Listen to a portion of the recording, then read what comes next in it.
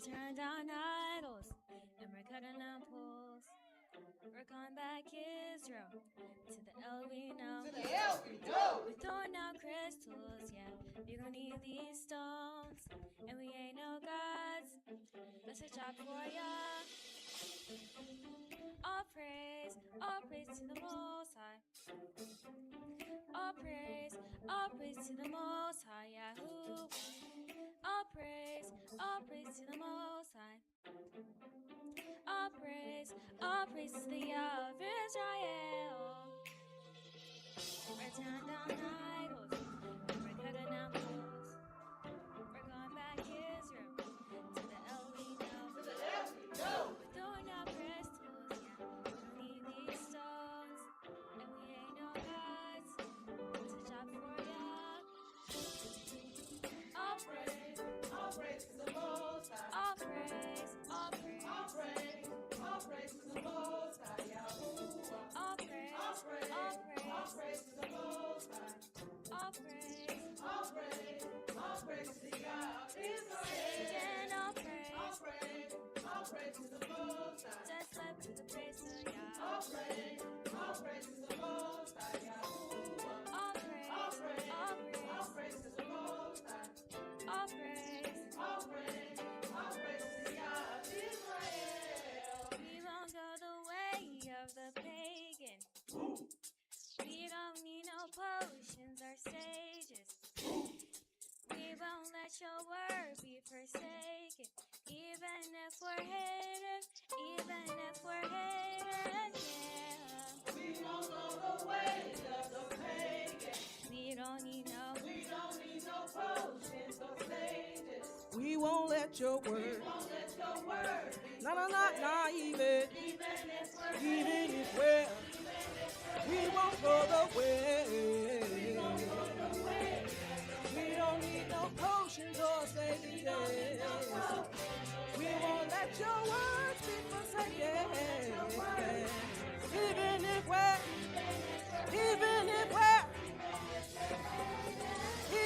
if we're hated. Even if we're hated. Hey. Even if we're hated. Even if we're hated. We won't go the way of the pagan.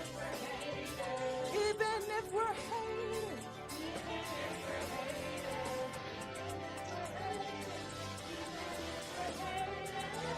We're tearing down idols and we cutting down poles.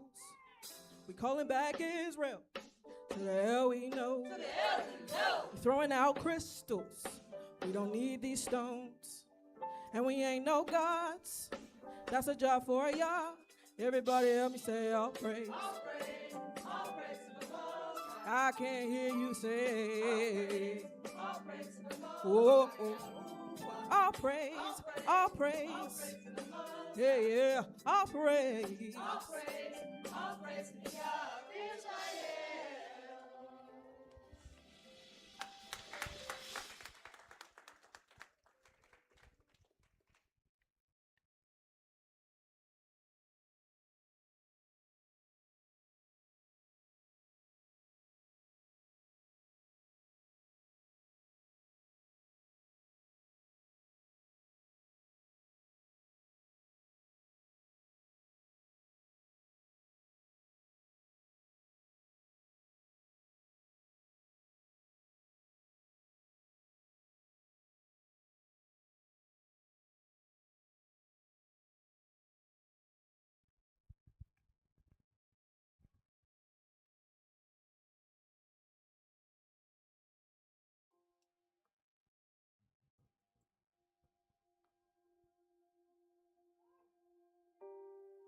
Lord, let your will be done on earth as it is in heaven.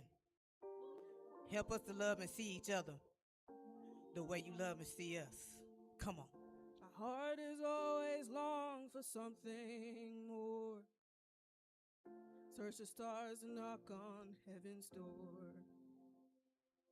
The saints groan for God to be revealed. Every wound we carry will be healed. My eyes on the sun, Lord, your will be done.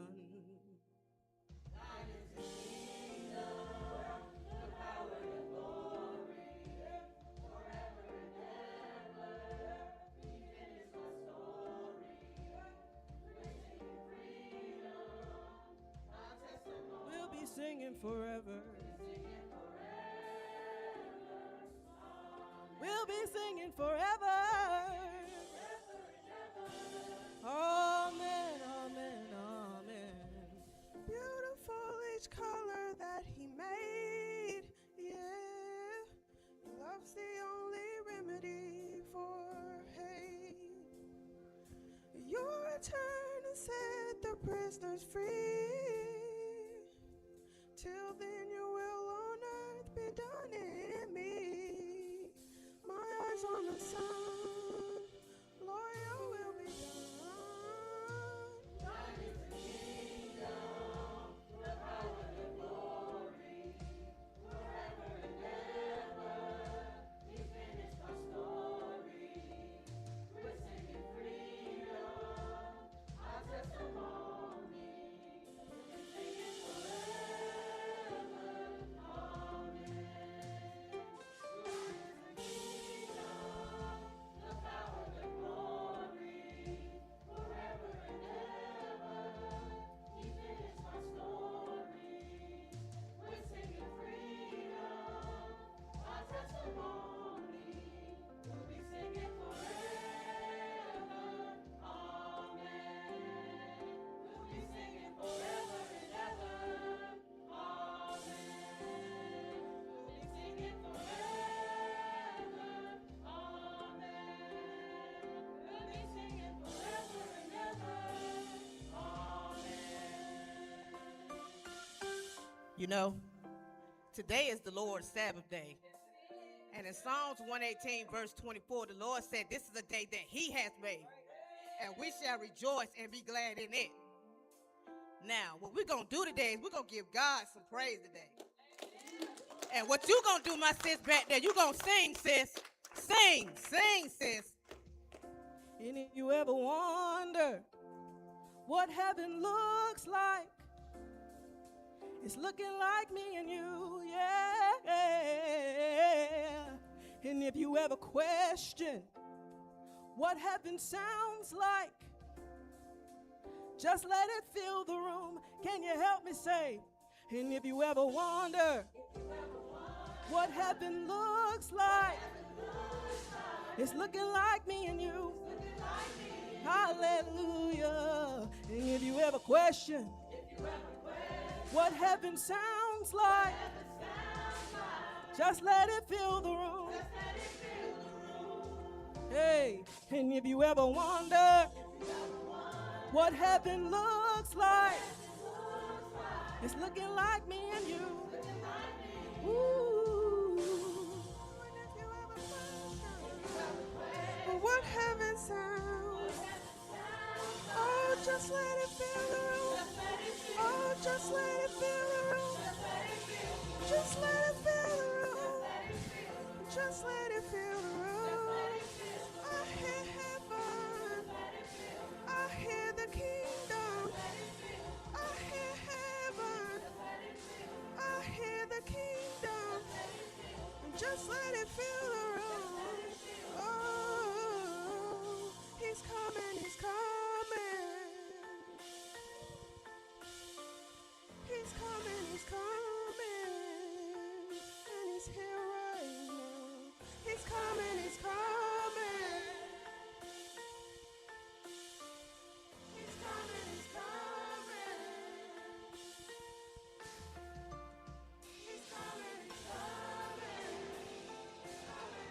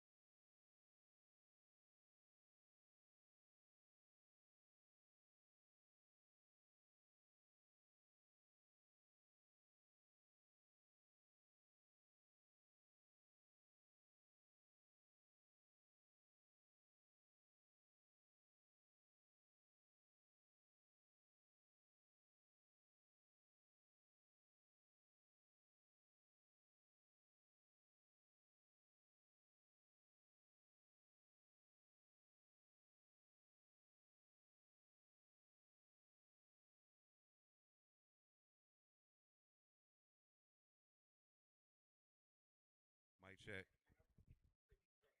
Yeah, see, you see how he got it. You know what I mean? I'm the only person that didn't use this board. This is my writing, huh? That's crazy. Ooh, that's crazy. Well, we're gonna use. Yeah, that's probably a little better. We can. We can probably see that one better. So anyway, how y'all feeling today? I did this lesson last week. I shortened it a little bit this week, but I did it with another brother. Ooh, perfect. So this shouldn't take too long. But what we're gonna look at is the Antichrist. Who is he?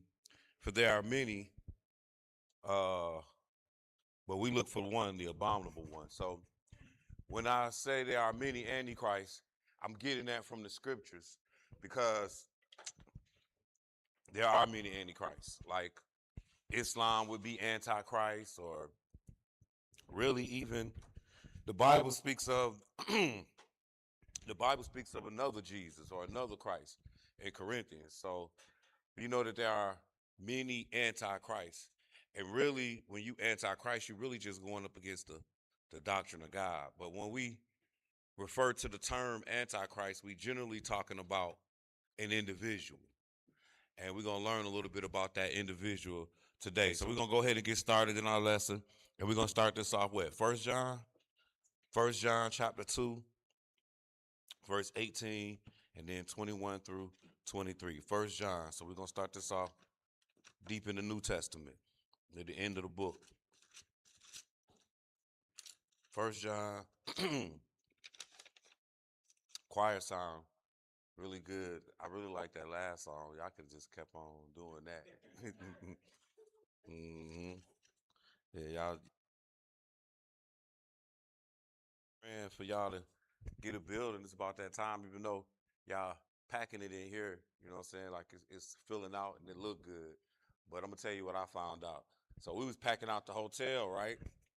And when we got a building, that first week it was packed because we had a lot of people there. But that next week, it looked empty all over again. So, but at the end of the day, though, y'all need to be praying about that because I suspect y'all could be next. You know, meaning like everybody else getting buildings, Atlanta getting another one. You know what I'm saying?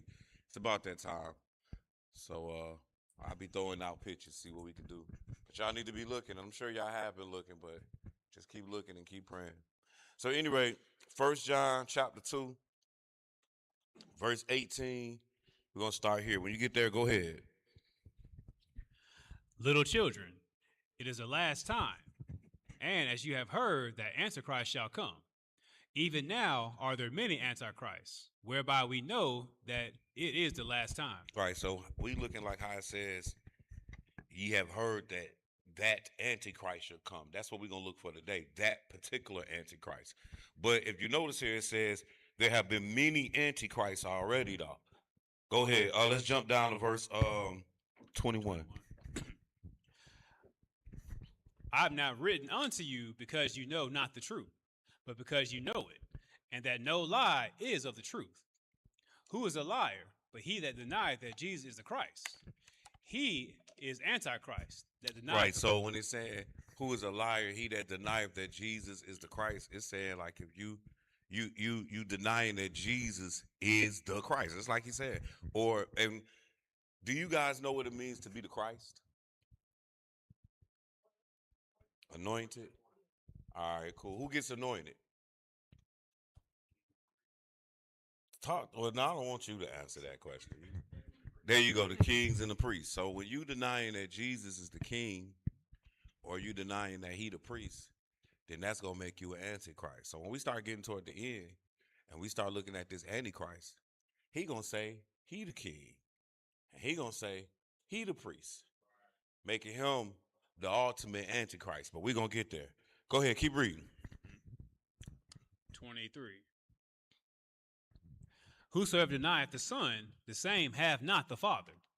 But he that acknowledgeth the Son hath the Father also. So again, it's kind of like no disrespect to Jesus. That's how we gonna play that. Like you can't disrespect Jesus in any capacity or anything like that. I was listening to a Muslim and he was like, y'all Christians' problem is y'all give Jesus too much credit. Man, you must understand, Jesus is the God you know. Like, just think about God ain't never dealt with you, like, period. But he's sending his son. Now, you disrespecting his son go back like, Daddy, man, they spit on me, they hit me with rocks, they did all that. You know how that's gonna go down. Pop's gonna come out the house with the shotgun. That's how my dad did. I'm just telling you, you know what I'm saying? That's exactly what my daddy did. So, at the end of the day, we respecting the son because he coming from that house. But at any rate, let's go ahead and get into it a little more. Let's go to Second Thessalonians. Second Thessalonians, and this is gonna be our first place that we find the Antichrist here. But here he calls something a little different. Second Thessalonians chapter 2, verse 1 through 4. When you get there, go ahead and read. Now we beseech you, brethren, by the coming of our Lord Jesus Christ, and by our gathering together unto him, that ye be not soon shaken in mind, or troubled, neither by spirit, nor by word, nor by letter as from us, as the day of Christ is at hand. Uh-huh. Let no man deceive you by any means, for that day shall not come, except there come a falling away first. Okay, so one of the common themes that we're going to do as we go through the scripture, and the reason I'm pointing this common theme out is because sometimes some people come along the way and they get too smart for their own good, and they start to tell you that some of the things that we're going to learn today, they've already happened. Now, here's what I'm going to tell you in the Bible, that I could probably show you everything twice. I can show you what happened in Egypt with Pharaoh. I can show you that more than once. So yeah, there is a time in history where we can say, hey, there was an abomination of desolation. But there are some key things that we're going to see to let us know that, hey, look, at the end of the day, it's still something to come to the end. Or even better, what is the plan of the end if everything is already been done? You understand what I'm saying? Like, what is the purpose of us having the Bible if everything in the Bible is fulfilled? Furthermore, if we're going to just say, well, let's just take the book of Revelation, it hasn't been fulfilled, but everything else has. Number one, then we don't have a good enough witness. Like just John, we just going to take one person's word. We're not doing that with the Bible. Do understand that when we talk about, like, for today, for example, for today, we're going to have the testimony of Paul, right? That's what testimony we got right here in Thessalonians. We're going to have Matthew's testimony. We're going to have Mark. We're going to have the testimony of Daniel. We even going to have Jeremiah have something to say. We got multiple sources, multiple men testifying or bearing record that the Lord is doing something in the end. Again, a lot of people want to try to tell you, even some of the scholarly people, especially when we get into the book of Daniel, they're going to try to say, yeah, that stuff has already happened. And that those things are done or what, have been done before. These are really anti-Christ. You denying Christ, his return. So anyway, one of the major themes that we're going to notice as we're going through here is when you look at that Second Thessalonians, now we beseech you, brother, by the coming of our Lord Jesus Christ and by gathering together unto him. So this is the theme that we're going to see. The Lord is coming, or the end. Almost in everywhere we look at, we're going to run it to the end or to the coming of the Lord. Not an end of an age. Some people like to go and get real smart and they be like, yeah, that's the end of an age or an end of an era. No, the end of the world. And we're going to understand that. All right, so he said, verse 2, that you don't be soon shaken in mind nor troubled, neither by spirit, nor by word, nor by letter as from us, as that day of Christ is at hand. So this is what we're talking about. Okay? Go ahead, verse 3. Let no man deceive you by any means, for that day shall not come, except there come a falling away first, and that man of sin be revealed, the son of perdition. Go ahead. Who opposed and exalted himself above all that is called God, or that is worshipped. All right, so now we got our first title for our Antichrist here in Thessalonians. He's called the man of sin and son of perdition. That's the first thing that we got for this Antichrist, because that's the title of our lesson, the Antichrist. Who is he?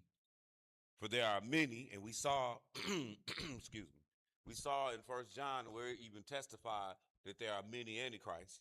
He said, but there are many of them, but we looking for the abominable one. Like we looking for that one.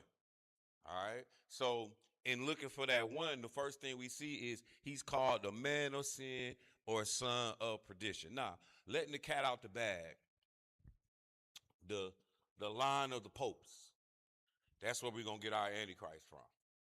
The one that's over the Holy Roman Church, Catholic Church, the Catholic Church. That's what like that's where the one that's been going back and forth with the church with the states throughout the millenniums, the position of the Pope, and we'll talk more about it, but he's the one that led the Roman Crusades.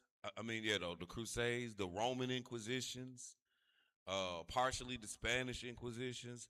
Like this dude, and when you look at those two Inquisitions, the Roman and Spanish, and most popular is the Spanish one, and that's only because of our language arts in school.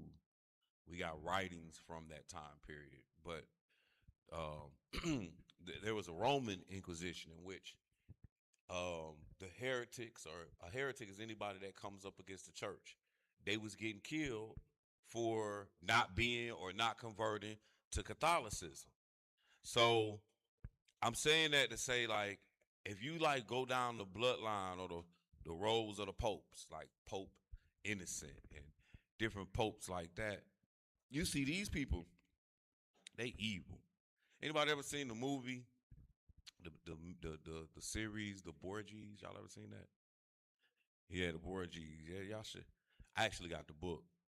The series is cool, but the book is grind. I mean, first of all, what it show you is the Pope is a king, not necessarily a religious. The religion is the religion is what's a good word for it?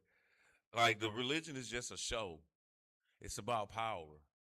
You know what I'm saying? It's about control. Like the religion is just a way to put them in there. Like this is like being in the club or something. Like, that's what the religion is. But the position of the Pope, his position is they call him Father. So anyway, so that's who this man is sin, and we're gonna prove that today. That's why I went ahead. We're gonna let it out the bag first. That's who this son of perdition or this man of sin is. Now, when you look at verse 4, go ahead. For the top or the middle? Wherever you want to go. Just tell us where you start. All right. I'll take from the top. Yes, sir. Who opposes and exalting himself above all that is called God, or that is worshipped. Yep. So that he, as God, sits in the temple of God, showing himself that he is God. So we seeing here this dude, he exalt himself and oppose himself above. He done made himself over God. So that right there, that's automatically making him an antichrist.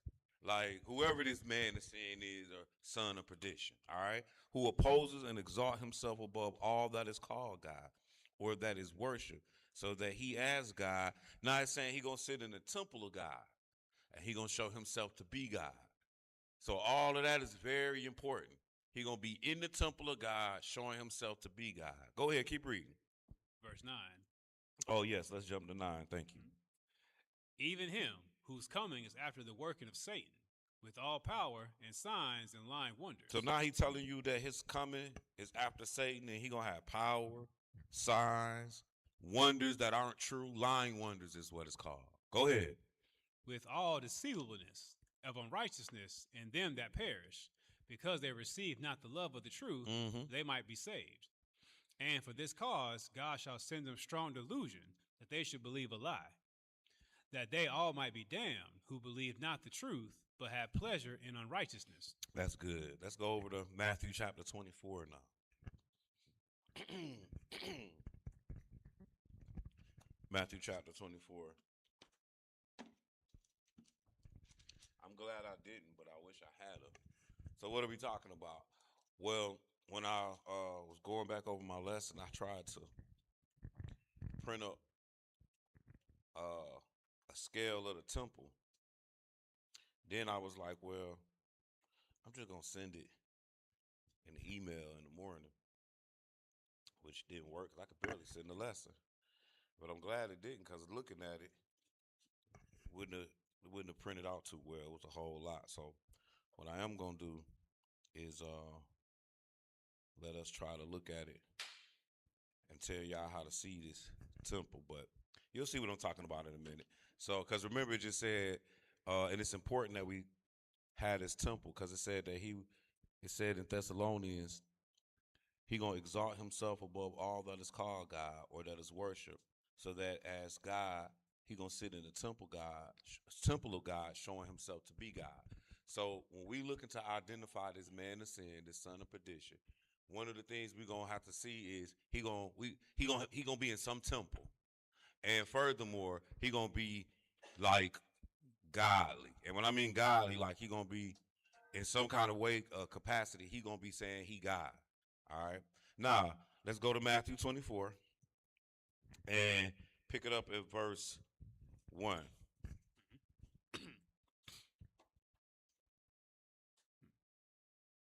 When you get there, go ahead and read.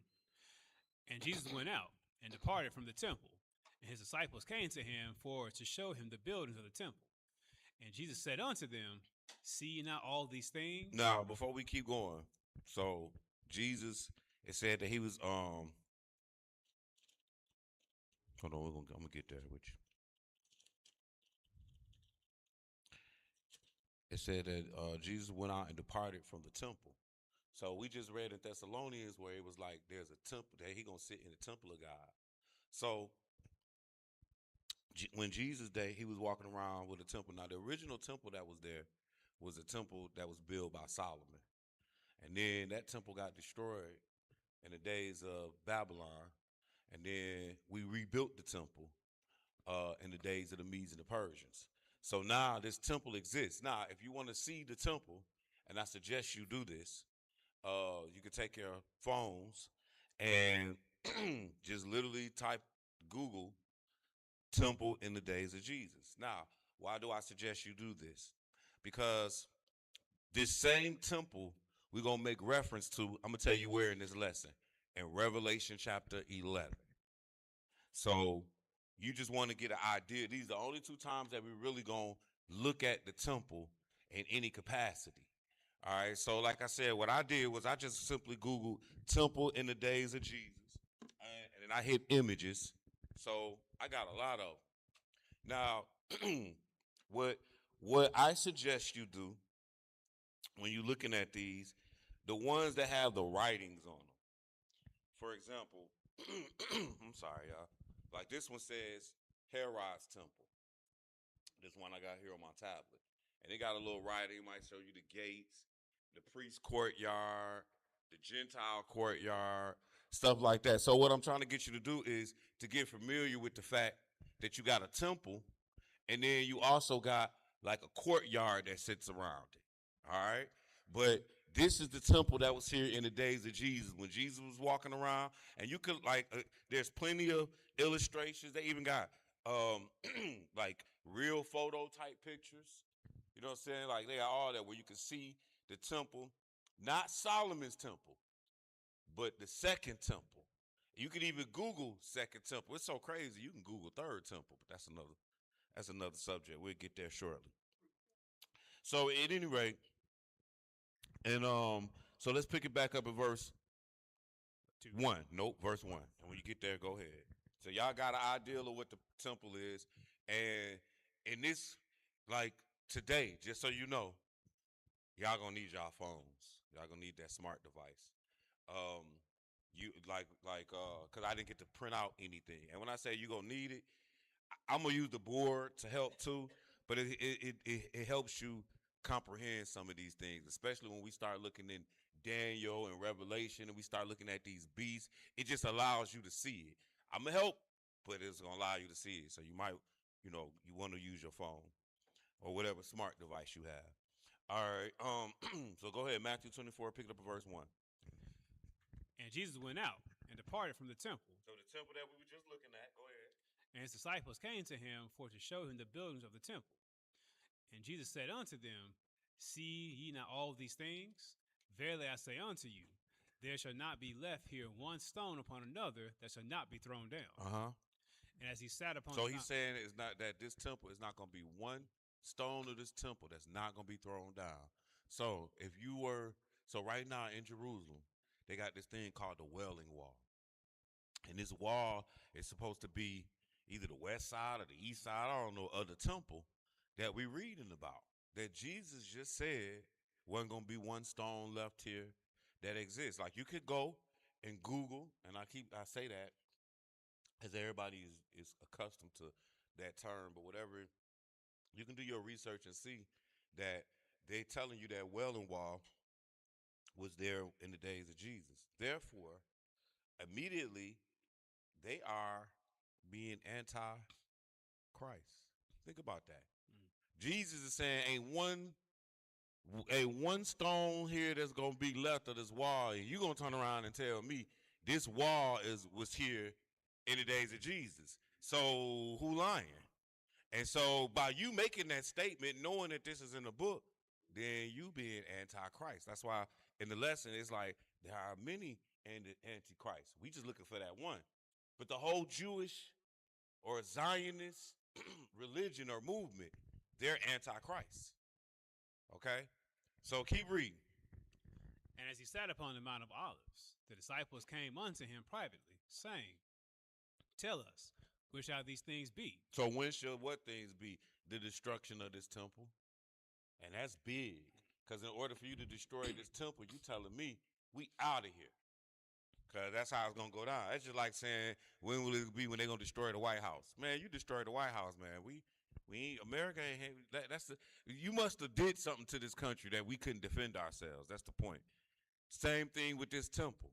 So they like, tell us, and notice how they run it. They like, tell us when should these things be, and what else, bro? And what should be the sign of thy coming? Oh, and what's the sign of your coming, and what else? And of the end of the world. Right, what's the sign of your coming, and the end of the world? So again, this is the same things that we was looking at when we saw the son of perdition and the man of sin. We saw this taking you to the end. Now, not just when should these things be gonna get answered, but what is the sign of your coming? Like Jesus is supposed to be returning. And what is the end of the world? All right, that's more important than anything for them. Right, this particular moment. All right, keep reading. And Jesus answered and said unto them, Take heed that no man deceive you. For many shall come in my name, saying, I am Christ, and shall deceive many. And ye shall hear of wars and rumors of wars. See that ye be not troubled. For all these things must come to pass, but the end is not yet. For nation shall rise against nation, and kingdom against kingdom. So one of the things that he tell you, and we done saw this twice. What have we seen twice? We saw in Thessalonians, and we saw it in Matthew. Does anybody know? Can anybody recall what we've seen twice off the top when we start talking about the return of the Lord? Not this time yet. What else? Anybody else got anything? I'm gonna help you out here on this one. He said, "Don't let nobody deceive you." Yeah, that's. I'm just saying. He said that both times, right? He said that in Thessalonians, and he said that the first thing he said in Matthew when he started talking, "Don't let nobody deceive you." So why is it that he don't want nobody to do? Why is it that he's telling you that? Because when this man of sin come, he deceivable. He gonna come with power, like lying wonders, as we saw. Like people gonna believe, or they're not gonna believe that he's evil. You understand? It's not so much that they like. I was out this week and I heard a Muslim guy and a Christian woman, and here's what the Muslim said to the Christian, which was crazy. He said, "Yeah, I think all the religions are right. They just do it in a different way." Now, I don't know how you could be right and do it in a different way at the same time. That don't make that like that. You know, that doesn't make sense to me. But that's the ideal of the people. You know what I'm saying? Like I remember Oprah Winfrey said that a long time ago. There's a lot of truths in every faith, and they, a lot of times you saying this so that you don't have to be accountable for anything. You can just do, well, you know, they say it's okay for me to do this, so let me take this from the Muslims. And they say it's okay for me to do this, so let me take this from the Jews, you know. But at the end of the day, that leaves you in a very easy place to be deceived. You know what I mean? So now you got this guy that's coming. He outpowering all your religious heads you know. He outpowering Ellen G. White. He outpowering Charles T. Russell. He outpowering Martin Luther. I'm naming people who started different religions, and what I'm saying is he's outpowering them because he's literally doing things now. It's not just about a doctrine. He's making statues walk and talk. How about that? You know what I'm saying? He's changing the weather. He's doing godly stuff to a man that's easily deceived, or not even easily deceived. Somebody that can be. He's doing stuff that a God would do. All right. So the Lord is telling us, don't let nobody deceive you over and over. Then he says, for many should come in my name saying I'm Christ and should deceive many. He's like, you should hear wars and rumors of wars. See that you be not troubled, for all these things must come to pass, but the end is not yet. So as we continue, I remember it was a big deal. Turkey, you know, the country Turkey. I remember when they got nuclear missiles. It was like a big deal. Now, ain't nobody talking about that no more. Like, it's just always another country rising. So if we go to another war, it don't matter. You know what I'm saying? Like, you know, the last war that went on, well, I don't even know. It'd be so many, but I think we was in, it was what, the Iran? We went over to Iran or something? Iraq? No, not Iraq. Iran, right? Nah, I'm talking about more recent. Yeah, I think it was Iran. Yeah. And so they was calling me like, yeah, you know, it's like, what's going on? Nothing. We do this all the time. You know what I'm saying? We've been doing this. When I was a kid, it was Vietnam. That was like the big, you know, and when I was a kid, it's because my daddy came back from Vietnam, you know what I'm saying, and had me. You know what I'm saying? So we was a product of that environment. Prior to me, my parents, you know, my aunts and uncles, their parents was in the Korean War. It was World War II, World War I. Then after the Vietnam War, it was like a Cold War in which it played, instead of being on the battlefield, they played it in the movies like Rocky IV, right? I'm not joking. You know what I'm saying? With propaganda. You know what I'm saying? Like, with the Cold War was basically the two world superpowers said if we go to war, we're going to blow up the whole planet, so let's not. But it also created little scrimmages and stuff. And then you had all type of little scrimmages over the last 20, 30 years in the Middle East. So we're going to keep getting them. And y'all even named some of the wars. Like we was in Afghanistan. And I think I might have named Kuwait. And, you know, we was up in, not too, was it Kosovo when we up there? Yeah, man, we can keep doing this, can't we? You know what I'm saying? We always fight. Now, and it ain't just us. I'm just naming American stuff. You know, man, the planet is bigger than us, and that's something else you need to understand and realize, that it ain't just about America. America ain't that important. All right? America is a made country, but we'll talk about that a little later. All right, so he said there are going to be wars and rumors of wars. Man, don't let that stuff trick you. Go ahead. What verse? Verse 7. All right, go ahead. For nation shall rise against nation, and kingdom against kingdom. Yeah. And there shall be famines, and pestilences, and earthquakes in divers places. Right, so he's saying, yo, you're going to have famines and natural disasters and pestilence, diseases, things like how we had the COVID. They don't matter whether it's man-made or not. Because let me tell you, man making all of them. Man sitting in the lab acting stupid. You know what I'm saying? Like, man, are they? Man, so crazy. Like, here, let's see if we can make a pin-sized dot that could blow up America. Like, why would we try to figure out if we can do that? Like, I'm just saying, like, the man is crazy. Man's stupid. Or, man, like I can tell you in Genesis, is nothing that man won't be able to do. So, in order to do that, he be doing everything. All right? So, at any rate, but he's still saying, hey, all this stuff got to happen, but this don't mean it's the end. So you're going to see more and more weird stuff go on the planet. But he's going to definitively give us what take us to the end. Keep reading. What verse? Verse 8. Yeah. All these are the beginning of sorrows. Right. He said that's not just the beginning of the sorrows. Go ahead. 14. Yes, let's jump down to 14. Thank you. Mm-hmm. And this gospel of the kingdom shall be preached in all the world for a witness unto all nations, and then shall the end come. Right. So he said before the end come, it wasn't about wars. It was about the gospel being preached. And in our lifetime, yeah, for the most part, our lifetime, we are literally bearing record that the gospel was getting preached to the whole world. Like it's amazing. We can sit here in nowhere, North Carolina, and be heard all the way in Vatican City, pretty much simultaneously. You know what I mean? Like we couldn't do that 30 years ago when we started this off. So we couldn't understand the concept, and I'm sure it's even broadening itself to this day, but we couldn't understand the concept of preaching that this gospel got to be preached to the whole world for a witness.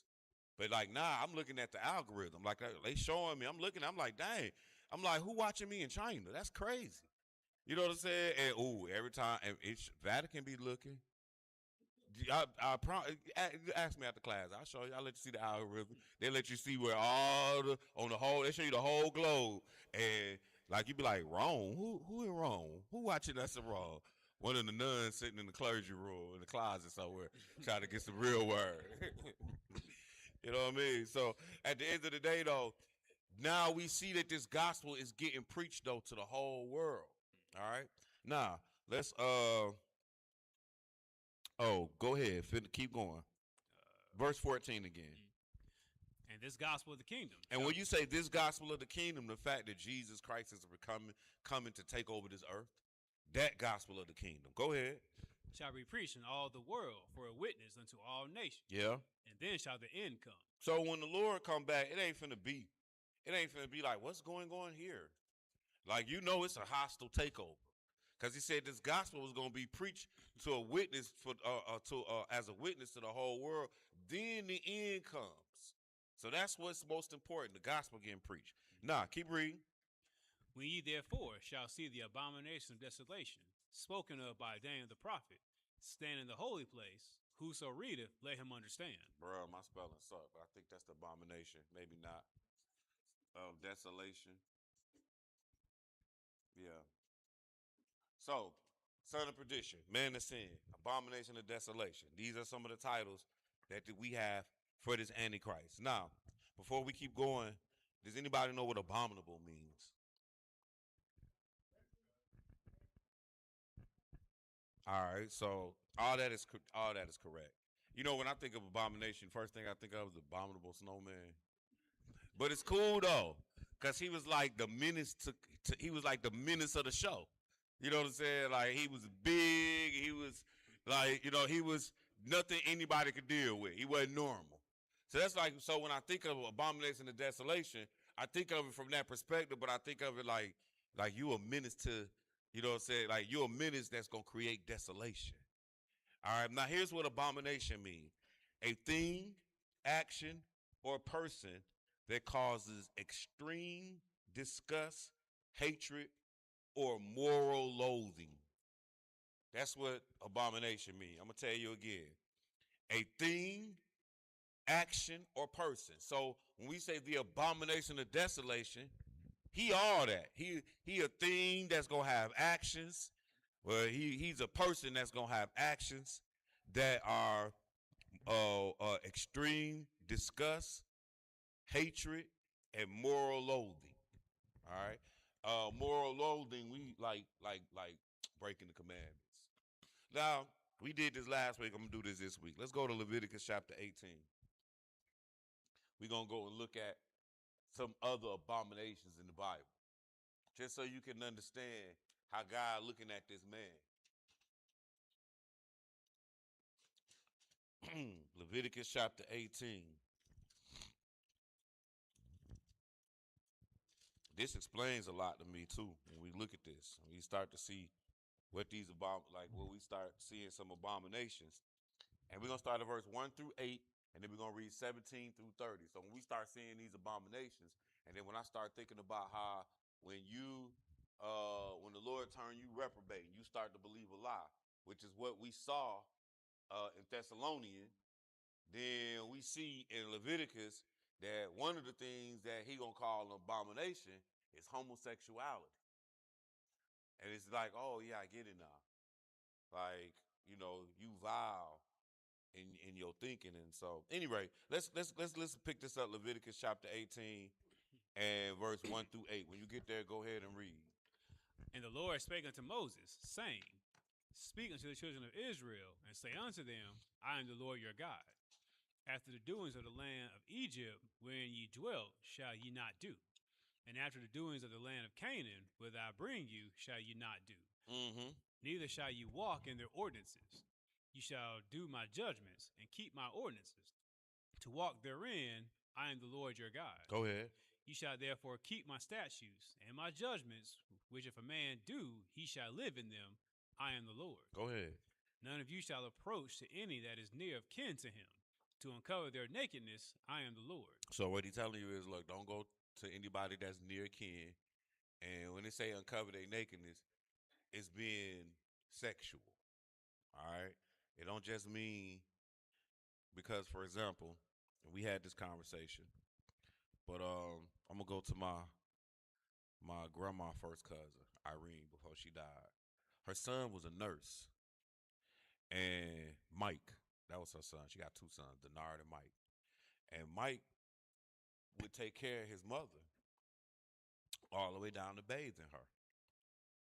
Now, being that he a nurse, you know what I'm saying, he ain't acting weird with his mama.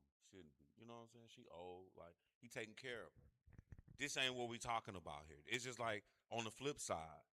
Like, because it tell you that a man ain't supposed to uncover, the nakedness of his daughter. You know what I'm saying? Well, I got three of them. I done changed all three of them. So I done seen. So it's not and I ain't saying, okay, well, if that's the case, well, let's just run around the house butt naked. Like we're not doing that.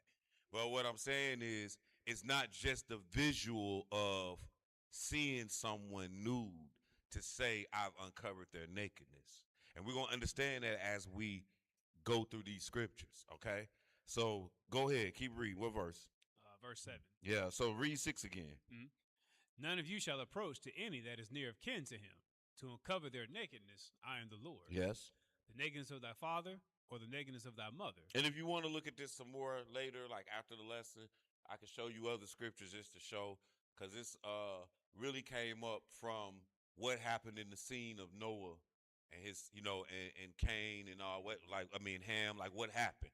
You know what I'm saying? Like that's where the ideal of me telling you nakedness is not just sexual. No, excuse me. Nakedness is not just the visual of nudity. It can be if it's inappropriate. You understand what I'm saying? But I mean, it's not when I'm looking at my 1-year-old who breaking out in a whole body rash. You know what I'm saying? Like, I'm not looking at her vagina in a way like that. I'm looking at her vagina like, oh my gosh, like, we got to go to the hospital. You understand? That's not me uncovering her nakedness just because I saw her naked. All right? So anyway, keep going. Verse 8. Yes. The nakedness of thy father's wife shall thou not uncover. It is thy father's nakedness. Yes. The nakedness of thy sister, the daughter of thy father, or daughter of thy mother, whether she be born at home or born abroad, even their nakedness thou shalt not uncover. The nakedness of thy son's daughter, or thy daughter's daughter, even their nakedness thou shalt not uncover, for theirs is thine own nakedness. Right. Now, don't get it twisted, because it said don't uncover.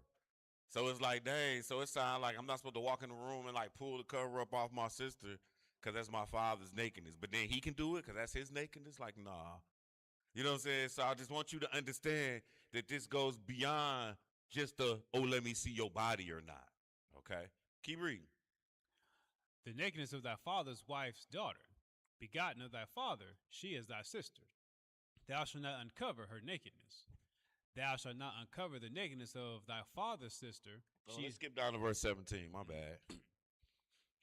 Thou shalt not uncover the nakedness of a woman and her daughter. Neither shalt thou take her son's daughter or her daughter's daughter to uncover her nakedness, for they are her near kinswoman. It is wickedness. Go ahead. Neither shalt thou take a wife to her sister, to vex her, to uncover her nakedness beside the other in her lifetime. Man, so Moses, God, between the two of them, they made sure they threw this one in there. What that just said is you ain't supposed to have the girl and the sister, like how it was Raquel and Leah. Like he was like, you pissing them off. That's what he's telling you. He was like, neither should I take a wife to her sister to vex her, to uncover her nakedness. Now, somebody brought up to me, they was like, but they did it back in the day. Right, they did that, and they ain't do it after this. You know what I'm saying? Like once the law was written, I'm yeah, at some point you had to sleep with your sister or your brother because there wasn't nobody else here. Start off with Adam and Eve. So, but then as time progresses, he like, nah, we gonna cut that out. That ain't working. Okay. But so anyway, but go ahead, keep reading.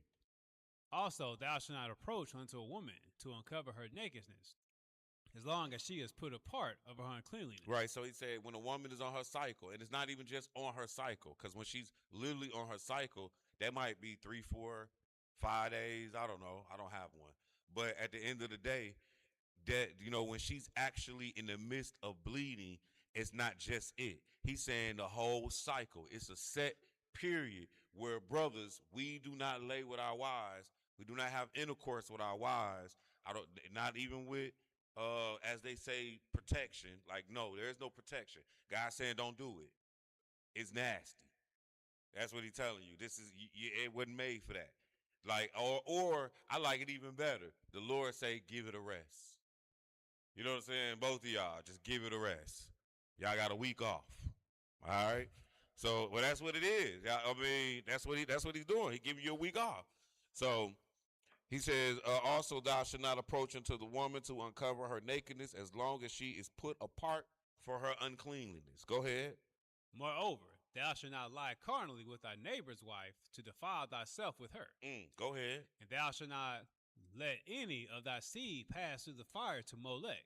Neither shalt thou profane the name of thy God. I am the Lord. Now, we went to this Leviticus because we talked about the abomination of desolation, which is the son of perdition or man of sin. Like, we still dealing with the Antichrist. We looked at abomination, a thing, action, or person that causes extreme disgust, hatred, or moral loathing, right? Now, next verse, bro. Thou shalt not lie with mankind as with womankind. It is abomination. Now, he said a whole bunch of stuff in this chapter. He said that a man ain't supposed to sleep with the mama and the daughter. The man ain't supposed to sleep with the woman and the sister. He ain't supposed to sleep with none of his kinswomen or anything like that. But he ain't called none of that an abomination. Now, it might not be good like what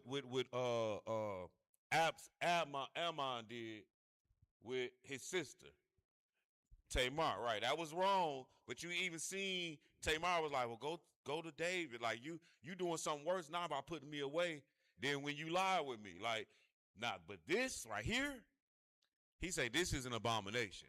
Man on man. This is where we are, though. If we finish that Matthew 24, which we're not going to do that today, but it say, just like in the days of Noah.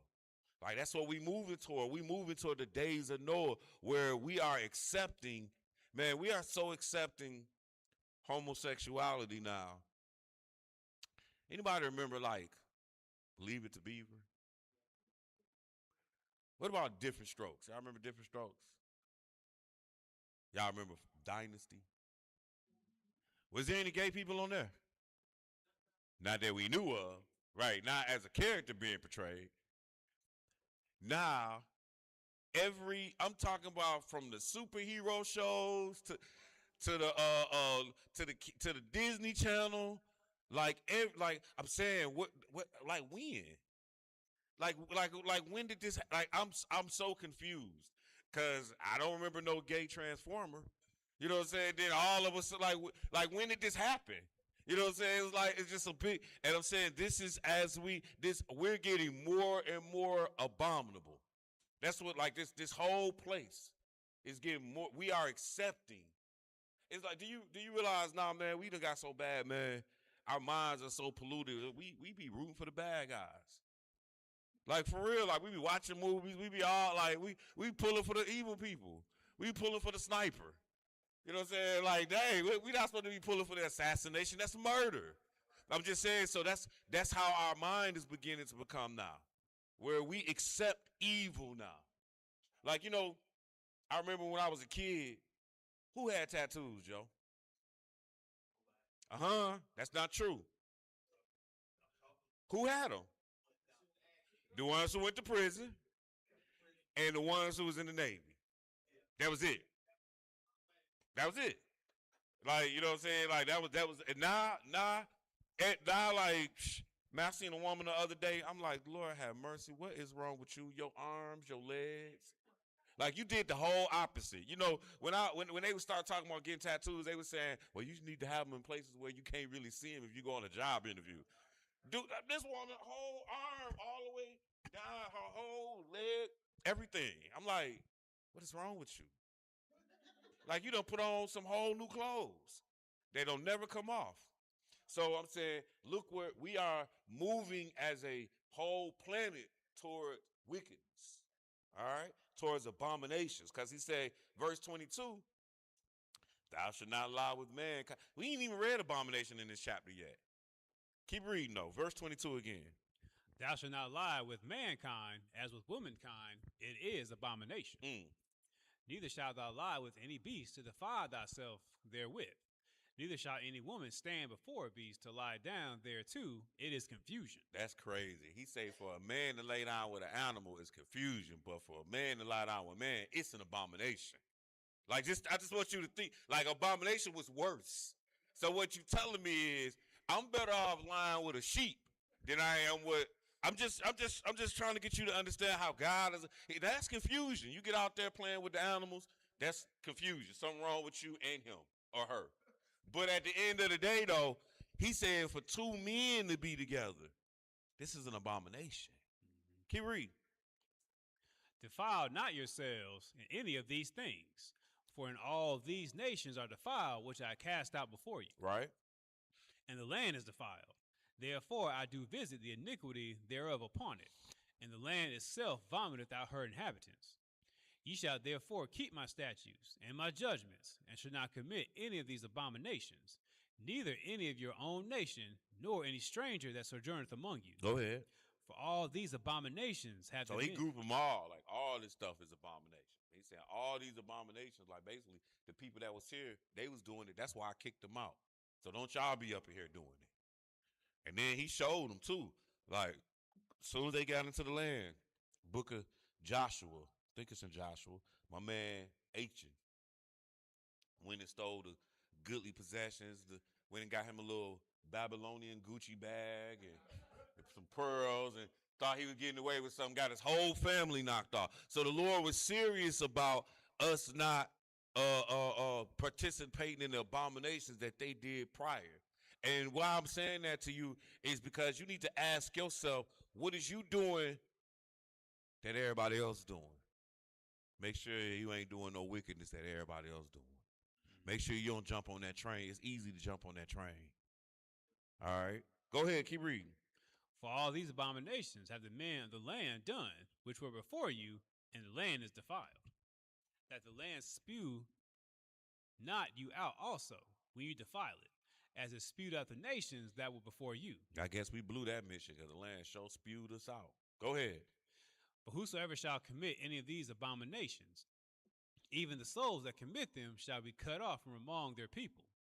Therefore, ye shall keep my ordinance, that you commit not any of these abominable customs, which were committed before you, and that ye defile not yourselves therein. I am the Lord your God. All right, that's good. So we just went there on the side note to look at abomination.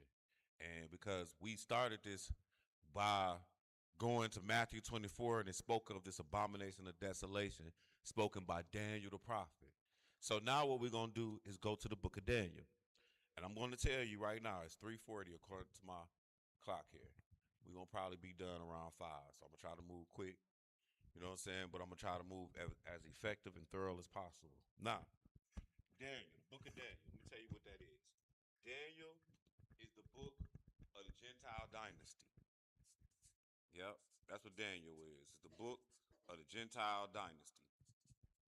So when it covers the Gentile dynasty, The first place that we're going to check this dynasty out is in Daniel chapter 2. So one of the things that you can do with your smart device is Google, just this simple, Daniel chapter 2. And what we're going to see in Daniel chapter 2 is the whole Gentile dynasty.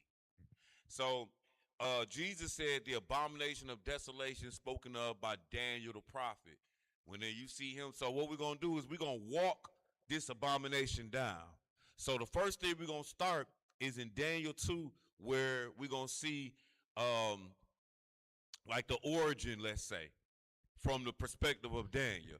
Then we're going to start to pin it down when we get to Daniel chapter 7 and Daniel chapter 8. You should see that on your paper too, right? Where's Daniel 7 and 8? Okay, yeah. All right. So this ain't going to be hard, y'all. Like, so let's go to Daniel chapter 2, and let's pick it up at verse. We're going to do 30, but my paper say verse 1. But we're going to do 30. So, again, the book of Daniel covers the whole Gentile dynasty. Now, let me give you, because we about to hit it anyway. The Gentile dynasty is, anybody know? The first country of the Gentile dynasty or nation? Babylon. And the Babylon that we about to talk about, and actually, I'm going to do you one solid here. It's funny because the Babylon that we talking about is the original Babylon, the land of Shinar. So when you start looking into the Bible and you find out where everything started, it started with Babylon. Like in the Tower of Babel, Nimrod, our law, like the law of the land, initially came from Babylon. You're like, what do you mean? If you go look up where our law come from, it come from something called Hammurabi codes. Like Ham, as in like the son of Noah Ham. Right. But it's Hammurabi. That's a king in that region. And so this is where it all started. But then Babylon, the initial black folk Babylon, the Hamite Babylon, they fell. And eventually who came upon the land of Babylon were the Chaldeans, some Gentiles. And they took over Babylon. And from there, it's Babylon. Then the next people in the Gentile dynasty, thank you very much. Yep, the Medes and the Persians. And when we look at the Medes and the Persians, the way we celebrate Christmas today comes from Medo-Persian Empire. Mithras, that's how they celebrate. That's the god that they celebrate, and how we celebrate it in the same way. Mithras. All right. So Babylon, Medes and the Persians. Anybody know who come after them? The Greeks. So if you peep out something here, like we still got something from. Like, for example, when I say Babylon, I just told you what we had. Our law come from Babylon. That ain't the only thing, but that's what I just, one thing I threw out there. Then we talked about the Medes and the Persians. I was like, yo, the way we celebrate Christmas. Then when you start talking about the Greeks, man, I'm just going to make it real easy. What you said, philosophy? See, I was going to make it easier than that. That's true. Definitely 100% true. But I was just going to say our universities. Like what we call the fraternities out there? Greek fraternity. Duh. You know what I'm saying? We still got Greek architect all over the place. You know what I'm saying? Like, man, I mean, we still running around here talking pizza. That's Little Caesars. That's Greek. So I'm just saying, like, we don't even know how engraved things be into our minds. And then the last, Rome. And I mean, Rome been here a long time. That's all I'm gonna tell you about that. Rome been here a long time. But this is the Gentile dynasty. And what Rome gonna do is go from an empire to a church.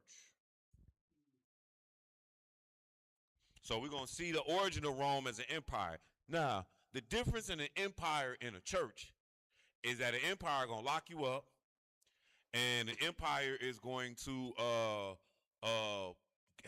they're gonna hang you or do whatever they can physically to you. They're gonna tax you. You know what I'm saying?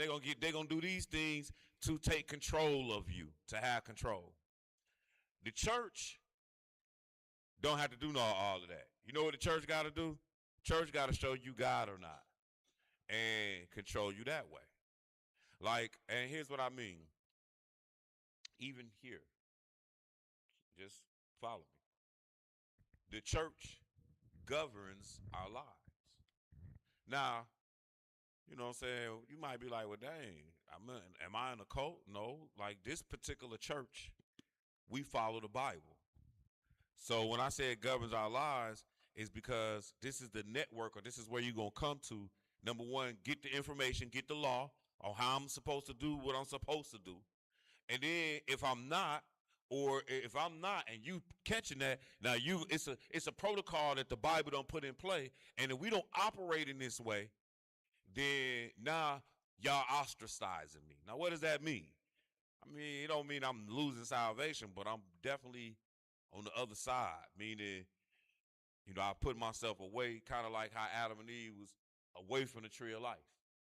So I say that to say that even in this group or environment that we in, the church does run our life.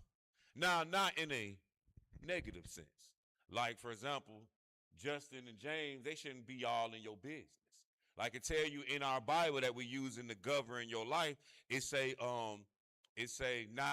not as being lords over the people. You know what I'm saying? So like, but again, why would they even need to say that? Because that's how rulers ruling oftentimes, like they lords, like they boss over you. You know what I'm saying? So again, I'm just trying to get you to understand Rome, they went from an empire to a church.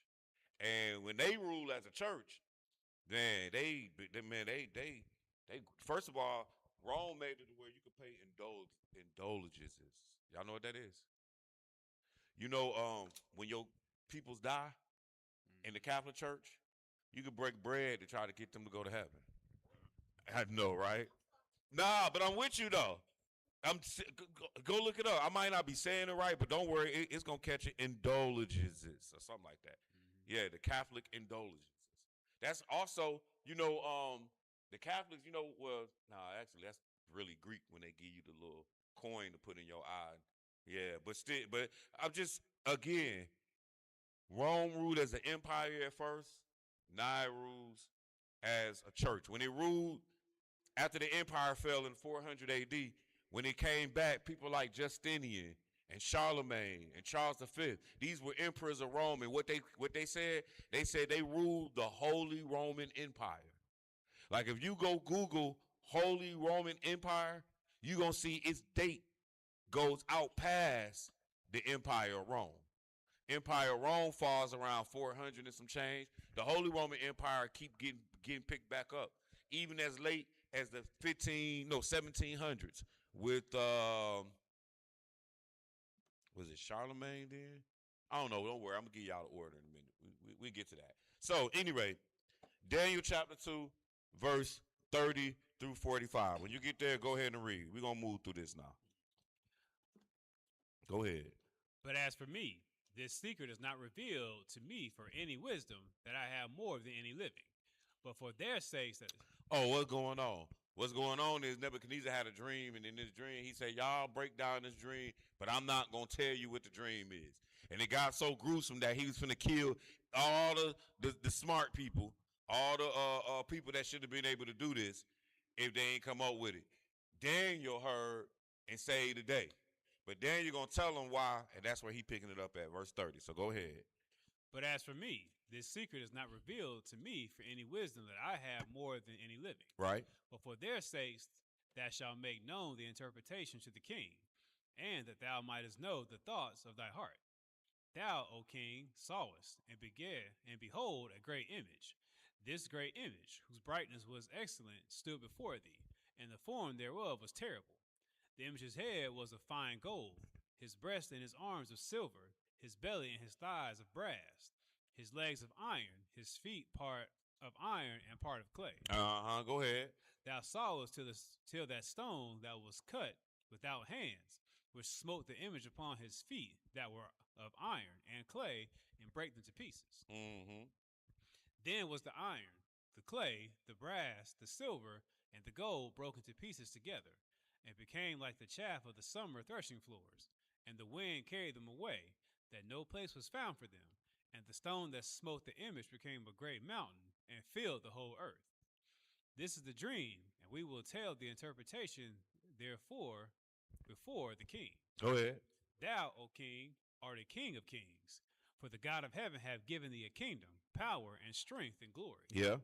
And wheresoever the children of men dwell, the beasts of the field and the fowls of the heaven hath he given unto thy hand, and have made thee ruler over them all. Thou art this head of gold. So in this particular statue, and if you have taken the time to Google Daniel chapter 2, then you'll see it, and it's probably going to be real descriptive. Don't try to go to one that got too much information on there, because they start getting wrong. Like when you start seeing Daniel chapter 2, Daniel chapter 7, and Daniel chapter 8, and then they be trying to like grab what different things are on the side, that's too much.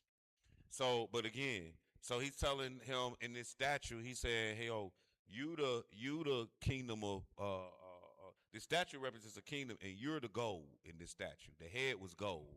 Now, one of the things that I know about materials that was used in this particular statue is it go from soft, and then it gets harder and harder, and then it gets all the way hard to iron, and then it go back softer than the gold in the very end. Just something that I noticed about it. But what verse are we at? 39. All right, go ahead. And after thee shall arise another kingdom inferior to thee. See, so look, verse 38. And whereas the children of men dwell, the beasts of the field and the fowls of the heaven hath he given unto thy hand, and have made thee ruler over them all. Thou art the head of gold. And after thee shall arise another kingdom inferior to thee, and a third kingdom of brass, which shall bear rule over all the earth. So again, he's saying all these, the Medes and the Persians ruled the whole earth. I have this app on my phone, actually on my tablet too. And what it does is you can have the whole globe, and you can zoom in and out, and it'll show you a time, like it moves with time. And as you move with time, it shows you. So what it shows you is like when Babylon ruled, then they had ruled like a small part, and then the Medo-Persian got bigger, and then the Greeks got bigger, and then Rome got the biggest. All right, like when you look at, like if you look at each one of these empires and just looked at the land that they had, but what you notice is the Greeks ruled what was the Medes and the Persians and the Babylonians. Rome ruled what was the Greeks, the Medes and the Persians and the Babylonians. Are you guys understanding what we're getting at? So it started off with Babylon, but again, it started with Babylon. You was the gold, the Medes and the Persians was the silver, then the brass was the Greeks, and then the iron mixed with clay was Rome. But go ahead, what verse? 40. Go ahead. And the fourth kingdom, I'm sorry, Yeah, read that. Yeah. And the fourth kingdom shall be strong as iron, for as much as iron breaketh in pieces, and subdueth all things. And as iron that breaketh all these, shall it break in pieces. And break. Right, so he's saying that the last one is going to be a rock that's going to come. Jesus the rock. And it's going to break this whole kingdom down, period. It's going to break it down. He's going to destroy it. So Jesus, he always been the rock. All right? Keep reading. 41. Yep. And whereas thou sawest the feet and toes, part of potter's clay and part of iron, the kingdom shall be divided. So by the time we get to the very end, because at first Rome is very powerful, but Rome lasts so long, you know what I'm saying, that it takes you all the way till today. And it's kind of ironic that when you look at the statue, that he made Rome the feet. That's what be walking. So it carried it carried Babylon, the Greeks, and the Medo-Persians. It carried them over 1,000 years into today's time period. But then by the time it get to today, it get weak. And what do you mean by it get weak? Well, because when it's all said and done, and we're gonna read this some more, Rome, the church, and Rome, the state, don't like each other. Like I'll give you an example. One of the major players back in the day was Napoleon. So the Pope goes to knight Napoleon. Napoleon, like, nah. He takes the whatever they use to knight, goes and knight himself. You know what I'm saying? Like, nah, ain't no Pope over me. It's always been a conflict. So when we get to the end, it's gonna be a conflict between the church or between the empire and the church. All right? And we're gonna see this later on in this lesson. What verse are we at? 41. All right, go ahead. And whereas thou sawest the feet and toes, part of potter's clay, and part of iron, the kingdom shall be divided. But there shall be in it of the strength of the iron, for as much as thou sawest the iron mixed with miry clay. And as for the toes of the feet were part of iron and part of clay, so the kingdom shall be partly strong and partly broken. And whereas thou sawest iron mixed with miry clay, they shall mingle themselves with the seed of men, but they shall not cleave one to another, even as iron is not mixed with clay. And in the days of these kings shall the God of heaven set up a kingdom, which shall never be destroyed, and the kingdom shall not be left to other people, but it shall break in pieces and consume all these kingdoms, and it shall stand forever. So again, one of the common things each place we done been so far is we have taken this to the end. So if you notice at verse 45, he said, 45, for as much as thou sawest that the stone was cut out of the mountain without hands, and that it break in pieces the iron and the brass and the silver and the gold, the great God have made known to the king what should come to pass hereafter. Oh, wait a minute. Actually, verse 44. It says at the end, he said, but it shall break in pieces and consume all these kingdoms and shall stand forever. So he talking about that rock. It's going to break the kingdom and it's going to stand forever. So that means it's going to take us on to the next, because those were all the kingdoms of men. Now, let's go to Daniel chapter 11. Because we just saw the dynasty that's going to be here for all of mankind, but we looking for an individual player. Daniel chapter 11, and let's pick this up in verse 36 through 45. When you get there, go ahead. And the kingdom shall do according. All right, so in other places, it is abomination of desolation, whatever. Now it's calling him in Daniel 11 the king. It's the king. All right, go ahead. And the king shall do according to his will. Yeah. And he shall exalt himself and magnify himself above every God. But notice what it just said. It said the same thing that it said in Thessalonians, that he was going to exalt himself. A king should do according to his will. And he shall exalt himself and magnify himself above every God, and shall speak marvelous things against the God of gods, and shall prosper till the indignation be accomplished, for that is determined shall be done. Verse 37. Neither shall he regard the God of his fathers. Yep. Nor the desire of women. Right. So this dude here, that's why we went and looked at abomination. Like, he definitely an abomination. Now, I ain't trying to say he gonna be homosexual, but he ain't trying to have something wrong with him. He beyond that. Something wrong with him. So he say, neither shall he regard the God of his fathers. So understanding that he the Antichrist, that he the Pope. So all these other popes, though, the one thing that they still was coming in, they was coming in the name of Jesus or coming in the name of God or something to that effect. You know what I mean? But this dude gonna come as God. Like, he gonna be disregarding the God, or he not gonna humble himself to what was already there. All right? Keep reading. Nor regard any God, for he shall magnify himself above all. But in his estate shall he honor the God of forces, and a God whom his fathers knew not. See, so he gonna be dealing with some witchcraft and some other stuff. The God of forces. Go ahead. And a God whom his fathers knew not shall he honor with gold and silver and with precious stones and pleasant things. Yep. Thus shall he do in the most strongholds with a strange God, whom he shall acknowledge and increase with glory. And he shall cause him to rule over many, and shall divide the land for gain. Yes. And at the time of the end shall the king of the south push at him, and the king of the north shall come against him like a whirlwind. So notice again, we taking this to the end, and he's saying, the king of the south and the king of the north gonna push at him. We'll look at that a little later. Keep going. with chariots, and with horsemen, and with many ships. And he shall enter into the countries, and shall overflow and pass over. He shall enter also into the glorious land, and many countries shall be overthrown. But these shall escape out of his hand, even Edom, and Moab, and the chief of the children of Ammon. So let's understand what we read. It's saying he should enter into the glorious land. So that's Jerusalem.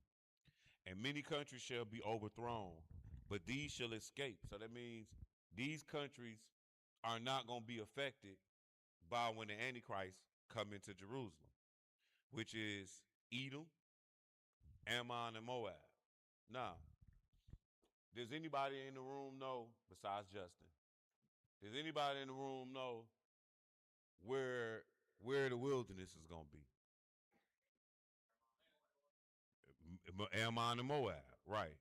So as this Antichrist is approaching the glorious land, then he gets to Jerusalem, but he can't get to Ammon and Moab because that's being protected by God, or because we there. So that's why when we read it in Daniel 11, it's showing you that, hey, he going to manage to get all the way to Jerusalem, but he going to stop at Ammon and Moab. He not going to be able to get no further than that. Do you guys understand what I'm saying? Anybody who don't understand?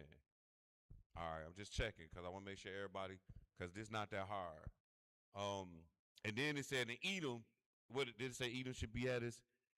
And Edom and shall escape out of his hand, even Edom and Moab and the chief. Okay, that's cool. Keep reading.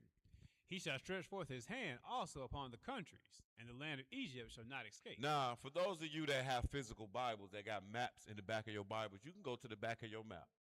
I mean, you can go to the back of your Bible, and you can go and look at Rome. Rome is the boot. So you got a little map back there. You should be able to go and look at the Rome as the boot. Do I ain't looked at my map in so long. Do I got one? Yeah, I got a couple of them. All right, now, and if it don't give you one with all the way with Rome on it, I need you to understand that where it says Mediterranean, that Rome, if you're looking at it downward, Rome is to your left and up. Like if you looking the Mediterranean, like of course you can go to Google, but I'm trying to make this easy. All right, now when it said that he gonna go get the glorious land, but it said Egypt wasn't gonna be able to stop him or something, because he gonna go right past Egypt. Egypt would want to stop him because who lives in Egypt right now, y'all? Arabs. So Arabs and the Antichrist ain't getting along. So it's gonna be a battle as he trying to get from Rome. I'm really asking y'all questions to make sure y'all following. You know what I mean? Make sure that it's making sense and all that. So, but he's going to be on his way to Rome. I mean, on his way to Jerusalem, and he going to have to beat up on Egypt and everything like that to get there. So when you read in Daniel 11, he says, and he should, verse 41, and he should enter also into the glorious land, and many countries shall be overthrown. But these shall escape out of his hand, even Edom and Moab and the chief of Ammon. He should stretch forth his hand also upon the countries, and the land of Egypt should not escape. But he shall have power over the treasures of gold and of silver, over all precious things of Egypt. And the Libyans and the Ethiopians should be at his steps. So now it's telling you Ethiopia, which sit below Jerusalem, going to be at his steps. So that is the border of what, like everything else, God protected. All right? Like everything else God has protected, or the Antichrist can't get to it. But in the meantime, in order for him to get to Rome, to Jerusalem, like Egypt, they in the way. Go ahead, verse 44. But tidings out of the east and out of the north shall trouble him. Nah, just so you can understand, and I don't want to write it because my drawing ain't that good nowhere, and it's not that big. So when he say tidings from the east and from the north, so what's east of the Middle East, y'all? Y'all don't know? Europe? It's not Europe. East. That's cool, though. Like, I like the wrong answer. You know what I'm saying? East of the Middle East. East Asia. Africa is south, yo. It's okay, though. Like, when I say it's okay, number one, you putting in the effort. And number two, You being wrong with a smile. So let everybody else know we could be wrong too. You know what I'm saying? It ain't gonna hurt to be wrong. But no. So Africa is south, but east of the Middle East would be Turkey, would be Asia. And who sits in Asia, y'all? China. Now you got to understand everything else that we done looked at, even though we wrote it thousands of years ago, it's still sitting for me.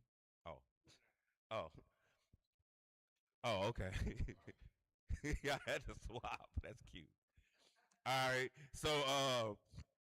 So he said tidings from the east. Because you got to think this is still, all this is in the future. This is in the end. So as we approaching the end, who don't mess with Rome? China. China don't care nothing about that. Like they could care less about anything that's going on in Europe.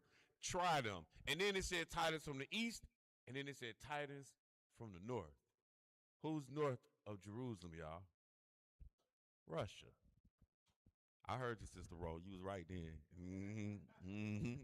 So these are your two adversaries to the Antichrist, or the man of sin, or the son of perdition, or the king, as is written in Daniel chapter 11.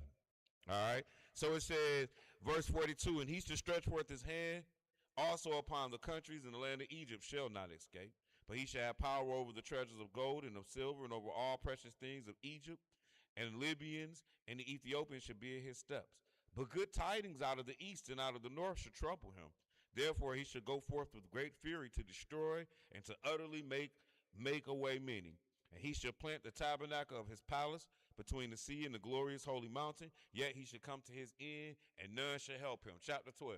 We still talking about that king. But remember what we said about that king. He exalted himself just like the man of sin did in Thessalonians. So either we got two people doing that, or it's the same person. Which one y'all think it is? It's the same person, y'all? Anybody think it's two different people? I just making sure before we can, because then we're going to be here till the sun go down. Now, go ahead. Chapter 12. Yep. Test. And at that time shall Michael stand up, the great prince, which standeth for the children of thy people. And there shall be a time of trouble, such as never was since there was a nation even to the same time. And at that time thy people shall be delivered, every one that shall be found written in the book. So why did I take it down to chapter 12? Because the same theme is going on. It's the end. Remember, we started off in Matthew 24. Tell us what is the sign of thy coming and the end of the world. Now we in Daniel chapter 12. Why am I doing that? Because I don't want nobody trying to tell you this stuff didn't already happen already. I'm proving mine. You understand what I'm saying? Like I'm just I'm showing you how simple it is to see it. We've taken it to the end again. All right. Now let's go to Revelation chapter 13 now. Oh, 1 through 4. Go ahead. Finish it out. No problem. Okay. Verse 2. Yes, sir. And many of them that sleep in the dust of the earth shall awake, some to everlasting life, and some to shame and everlasting contempt. And they that be wise shall shine as the brightness of the firmament. Right. And they that turn many to righteousness as the stars forever and ever. But thou, O Daniel, shut up the words and seal the book, even to the time of the end. Many shall run to and fro, and knowledge shall be increased. Right. So again, we just took it to the I walked it into Daniel chapter 12 so that we can see we're at the end again. Now, let's go over to Revelation chapter 13. So, Revelation 13, and we're going to start this off at verse 11. And now we're going to have two beasts.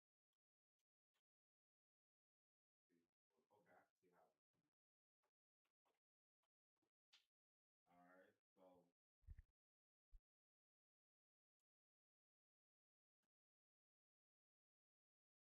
right, so the two beasts that we're about to read about. The two beasts that we're about to read about actually is we in Rome's, like it represents Rome. So we base it off this dynasty thing here Babylonians, Medes and the Persians, the Greeks and the Romans. These two beasts here are Rome, but the beast's going to be split up into two. You're like, what beast are we talking about, Brother Jediah? The ones we about to read about in Revelation 13. So let's start it off Revelation 13, and let's start this off at verse 11. When you get there, go ahead and read. And I beheld another beast coming up out of the earth, and he had two horns like a lamb, and he spake as a dragon. All right, so here's some things we're going to key notes about this beast. Because this beast in Revelation 13, what was that, 11? Yes. To what's the end? This is actually the Antichrist. It's him again. Yep, vicar of Christ. You're right. All right, now, so it said, and notice what it said. It said he had two horns and he spake like a lamb. All right, go ahead, because we're going to see two horns later. Go ahead. And he exercises all the power of the first beast before him. So whatever the first beast is, and we ain't got to it yet, but he going to have the power. And when I say we ain't got to it yet, we have, but we haven't broke it down in the lesson. It's the first part of Revelation 13. So what it is, Revelation 13, it opens up talking about Rome in itself, and then it narrows down to the Antichrist. We just went straight to the Antichrist because we picked up the Antichrist from from Daniel 11, right? We called him a king there, right? Okay, so now we looking at him in Revelation 13. I beheld another beast coming up out of the earth. He had two horns like a lamb, and he spake as a dragon. So it said he had horns like a lamb. Who's the lamb, y'all? Jesus. Okay, so he ain't Jesus, but he like Jesus. Okay, interesting. Y'all see how this working, y'all? Like, when I say how this working, like, because, okay, here's the thing, man. I sit through class, years on top of years, taking notes, and I'm going by what my teacher tell me. But how I know if my teacher telling me the right thing? So what I had to do is I had to go back and see, how is it that this is what you're saying it is? So what I'm doing now is showing you the things that allow me to see, like how we was like, yo, you know what I'm saying? He called son of perdition here, man of sin here, he a king here, but everything we saw about him took us to an end. You see what I'm saying? It took us to, which is what Matthew 24 was on. Because what I'm trying to prepare you to be able to do is, it don't matter who, somebody try to come to you the way they teaching over there about the end time and the Antichrist is wrong. Like, look, I don't know about what you're talking about, but you got to show me the end all the time. Take me to the end all the time. And then because they going to come, oh, well, Luke chapter 21, that's been fulfilled already. Man, stop playing with me. You ain't even reading Luke 21 right, or Luke 24. You playing me with that. Just a FYI. So, and when I say that, because Luke don't say the same thing as Matthew and Mark. That's what I mean. If you notice, it ain't even in here. Anyway, though, but that's for those of us that have been studying and been a win to that. Because it reads similar to Matthew 24 as well. So, back to Revelation 13. So he said, and I saw another beast. The first beast is actually at the beginning of Revelation 13. He's like, and I saw another beast coming out of the earth, and he had two horns like a lamb, and he spake as a lion. And he exercised all the power of the first beast before him, and caused the earth and them that dwell therein to worship the first beast whose deadly wound was healed. We'll get to that. Keep going. And he doeth great wonders, so that he maketh fire come down from heaven. Oh, well, dang. He got skills too, huh? Dang, so did the guy in Thessalonians. So did the guy in Daniel. Must be the same guy. Oh, we got a lot of people to worry about. One of the two. You know what I'm saying? Like, either we got a lot of people to be worrying about that we don't need to be deceived by, or it's the same guy. Keep going. So that he maketh fire come down from heaven on the earth in the sight of men. He deceiveth them that dwell on the earth by the means of those miracles. Oh, so he got skills, miracles, godlike powers. And he deceiving the whole planet with them. Go ahead. Which he had power to do in the sight of the beast, saying to them that dwell on the earth, that they should make an image of the beast, which had the wound by a sword, and did live. And he had power to give life unto the image of the beast, that the image of the beast should both speak, and cause that as many as would not worship the image of the beast should be killed. And he causeth all, both small and great, rich and poor, free and bond, to receive a mark in their right hand or in their foreheads, and that no man might buy or sell, save he that had the mark, or the name of the beast, or the number of his name. Here is wisdom. Let him that have understanding count the number of the beast, for it is the number of a man, and his number is 600 All right. So now we're going to pull out some new information. So there is, first of all, I did this wrong last week, so I'm going to make sure I do it right this week. Somebody came back to me and they was like, the term vicar of Christ is vicarious Philadelphia. That's what they both mean. And it says vicar of the Son of God. So what it means is the vicarious Philadelphia means the replacement of the Son of God. That's what it means, okay? Or, I just said it was the replacement of Christ, but that's not right. And somebody brought that to my attention last week. It was still the same thing. But, you can Google vicar. I'm going to do it for you, though. Vicar of Christ. And I'm going to read, I'm in Wikipedia, so I'm just going to read the first line real quick. Vicar of Christ is a term used in different ways and with different theological connotations throughout history. The original notation of the vicar is an earthly representation of Christ, but it is also used in the sense of persons acting as parish priests and in place of a real person. So they saying that, hey, this term vicar is a representation of Christ, but they also, like if you go to your local parishes and stuff, they saying they the vicar there too. Whoever the boss over there, they the vicar. So basically, this is just a term that's thrown around.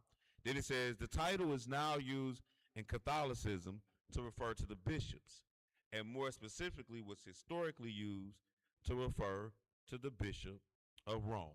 Now, so that's what vicar of Christ comes from. Now, when you translate it to Latin, it comes out vicarious Philadelphia. And I'm sure we've seen this before, but I'm going to write it out real quick. And let's see if I can talk to you. Vicarious Philadelphia. Not vicarious for the day. Lord have mercy. All right, we're going to fix it, though. Hey, man, they don't understand black English. All right, so vicarious Philadelphia is the Latin translation of vicar of Christ. Now, it said here, and you go look this stuff up on your own. We're not going to do a whole lot about it, but I'm going to write it out, and I'm going to show you real fast how it translates. So, vicar of Christ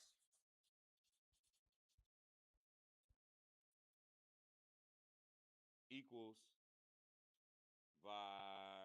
Lord have mercy, I can't spell. Vicarious ARIVS. ARIVS. And then what is it? Philadelphia? Oh, FIL what? II. All right, that's important too. II. And then day is what? DEI. All right, so real quick, I'm going to do this for you. So, vicar of Christ in Latin is vicarious Philadelphia. This is what it's supposed to be in the Pope's crown, although they saying they took it out now.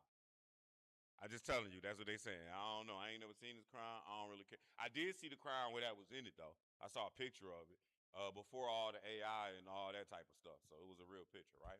Now, it said it's a number of a man. That's what it said in Revelation 13. So I'm going to show you how this works. In Roman numerals, this equals 1, this equals 5, this equals 10, C note equals 100. I think it's L is 50. Yeah, L is 50. Then the M is 1,000, right? Like for millennium. Yep. I think it's 1,000, even though it's not no thousands in here. The D equals 500. I think that's all of them, if I'm not mistaken. So when you see the movies, that's what I'm trying to tell you. Rome's still here. You see the movies, and they show you Paramount or MGM or all of that. They could simply just put 2026 in the corner, couldn't they? Instead, they put all this stuff in there like you're supposed to be able to know what year that movie came out. But you really can't. You know what I'm saying? They put the Roman numerals in there. It'd be like MM, and then, like, for example, this I in front of the V actually make a 4. You know what I'm saying? But if it's afterward, it make a 6. But it's neither here nor there. I'm just trying to show you how Roman numerals work. So here's how this break down. Vicarious. We're gonna do this real quick.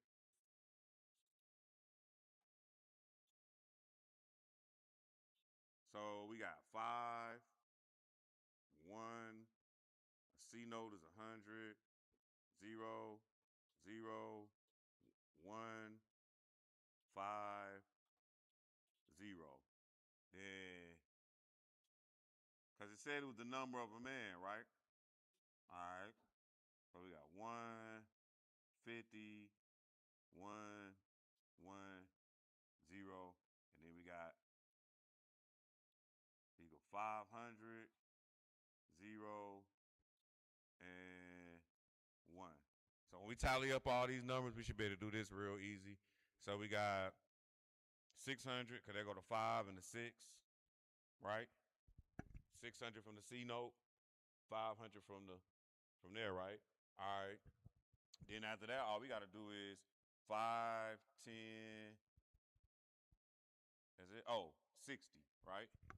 5, 10, and then they go to that 50, so that makes 60, right? Then we should have 1, 2, 3, 4, 5, 6 ones. Y'all saw the easy way we did that? Right, I just took the big numbers first. I just did it backwards. You know what I'm saying? But at the end of the day, you can do this on your own paper. You can do your own math work and figure it out. But it said the number of a man. So now, what am I doing? I'm just giving you the information. You can go look it up some more if you want to. You can go find out what Vicar of Christ is. You can go prove whether it's not vicarious for the day, all of that. I'm giving you something to work with. That's what and when I'm saying it like that, I can prove it to you. We can be here till 10 o'clock. You know what I'm saying? Like, we can keep doing this. So I'm saying what I'm trying to do is give you something to work with. All right? Now, let's go back to Revelation chapter 13. Revelation chapter 13. And we're going to go back to verse 1. And we're going to see, because at first we was in Revelation 13, 11 through 18, and it was talking about the Antichrist. He had 2 horns like a lamb. But now we're going to talk about this beast who we're going to have to go back to Daniel to understand a little more about. But it ain't going to take long. Go ahead. Revelation 13, pick it up at 1. And I stood upon the sand of the sea, and saw a beast rise up out of the sea, having 7 heads and 10 horns. So he kept saying, I saw another beast. So now we see the first beast he saw had 7 heads and 10 horns. 7 heads, 10 horns. Go ahead. And upon his horns 10 crowns. Yep. And upon his heads the name of blasphemy. Uh-huh. And the beast which I saw was like unto a leopard. And his feet were as the feet of a bear. Slow down. So he had leopard feet. I mean, he had leopard feet, right? Bare feet. No, he had what was the leopard part? Okay. Yeah. All right, with bare feet. All right, what else? And his mouth as the mouth of a lion. All right, we got a lion. What else? And the dragon gave him his power. Okay. And his seat and great authority. Okay. And I saw one of his heads as it were wounded to death. All right, so he's saying that this 7-headed, 10 horn with 10 crown that look like a leopard, bear, and a lion, it said they got wounded at one point. So that means they got beat up on. All right. Now, I'm going to tell you who this is. This is Rome. What year did Rome fall? Anybody know? We just going to say 4 something. We just going to say 450. That might not be 100% accurate, but it's around there. 450 AD is when it fell. But why is it that when you go to school, you learning about Roman history from the 600s, well, really from the Crusades? You hear about Rome there, and you hear, like, you keep hearing about Rome, feudalism, the serf system. You're always hearing about Rome pretty much all the way into the French Revolution. You know what I'm saying? Until about the 1900s. Then you don't hear about it too much after that. But that's because at that point it is fully enwrapped into the church. Like Holy Roman Empire is no more. It's just the church, the Catholic Church. Okay? Nah, keep reading. And I saw one of his heads as it were wounded to death. So he's saying that this beast and one of his heads, remember, it had 7 heads. He said it was beat up or wounded to death. Go ahead. And his deadly wound was healed. Right. So what we getting at is Rome is this beast, and Rome gets destroyed. But then Rome keep coming back, so it don't never get destroyed. It be healed in the end. It's gonna be here all the way till we get to what we saw. It said it's gonna be here. Rome gonna be here all the way when we get to the stone taking him out. All right. So that's what this beast is. This beast is Rome. He gonna be here in the end. Keep going. And all the world wondered after the beast. Yeah. And they worshiped the dragon, which gave power unto the beast. The dragon is Satan. Where did that come from? Chapter 12. Like chapter 12 introduced us to the dragon, that great dragon. So when he's referring to the dragon gave him power. So Satan gave his power to Rome. Go ahead. And they worshiped the beast, saying, who is like unto the beast, who is able to make war with him? Yeah. And there was given unto him a mouth, speaking great things and blasphemies. And power was given unto him to continue 40 and 2 months. Okay, so now we got a little time period here, too. He's saying that this whole dynasty was going to rule for 3.5 years, right? Ain't that what it said? It did not. It said 42 months. It did say 42 months. I said 3.5 years. Y'all just agreed. That's how long 42 months is, though. That's true indeed. But I'll just try to see if y'all really paying attention or y'all just yesing me for the fun of it. And that's what I'm getting at. Y'all just saying, yeah, just keep going, JD. We following you, man. All right. Now, go ahead. What verse we at? Verse 6. So this is how long, though, that this guy is going to be ruling. 42 months, which is 3.5 years. All right. This is how long we got for the Great Tribulation. All of that. Not 7 years, but we'll understand that later. What verse are we at? 6. Go ahead.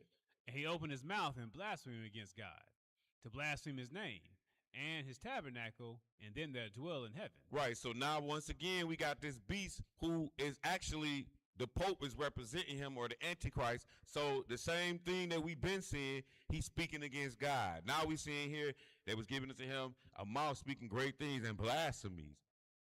Power was given to him to continue 42 months. He opened his mouth and blasphemed against God, to blaspheme his name and his tabernacle and them that dwell in heaven. Go ahead, verse 7.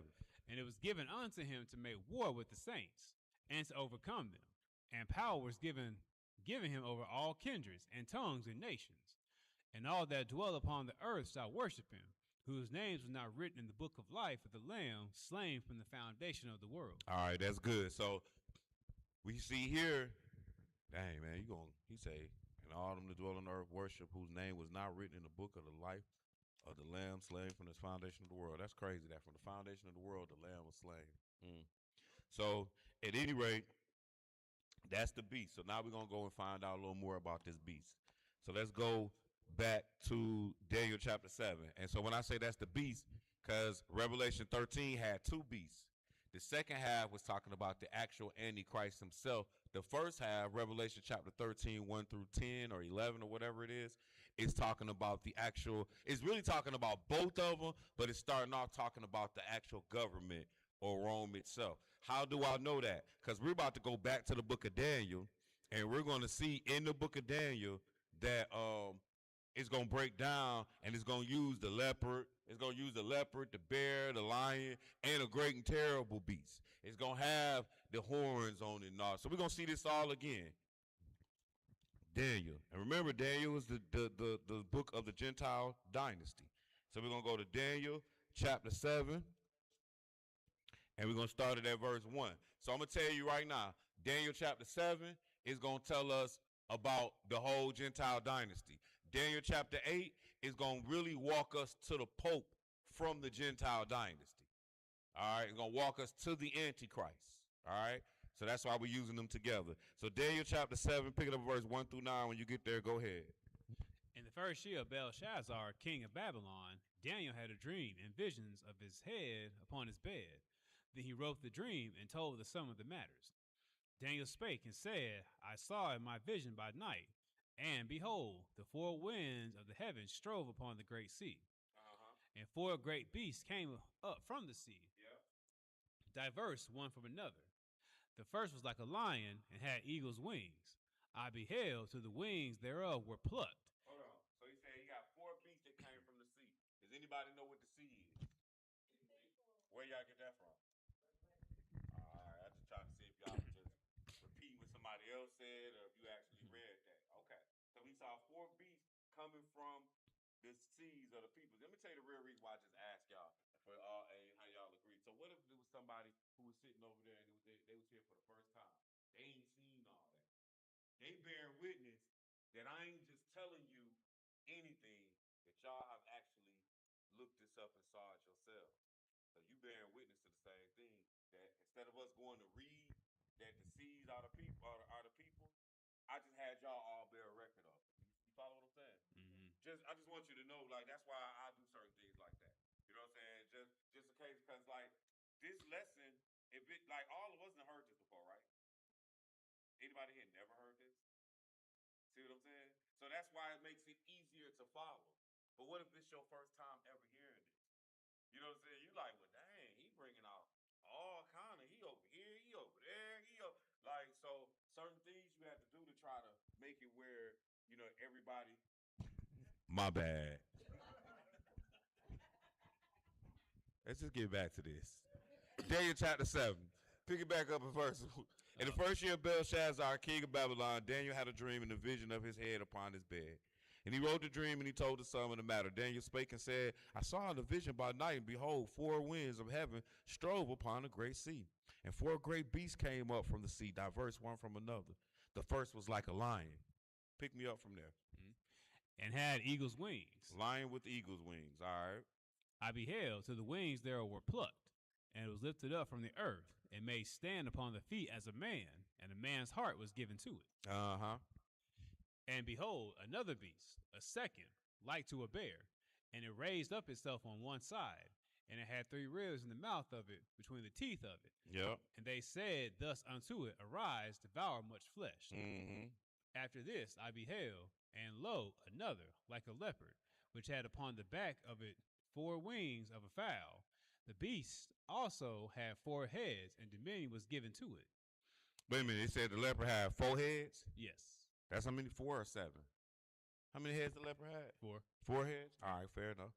So the leopard had 4 heads, leopard with 4 heads. And then what else it say at the bottom? Which had upon the back of it 4 wings of a fowl. Okay. And 4 wings. 4 heads and 4 wings. All right, go ahead. The beast also had 4 heads, and dominion was given to it. Yep.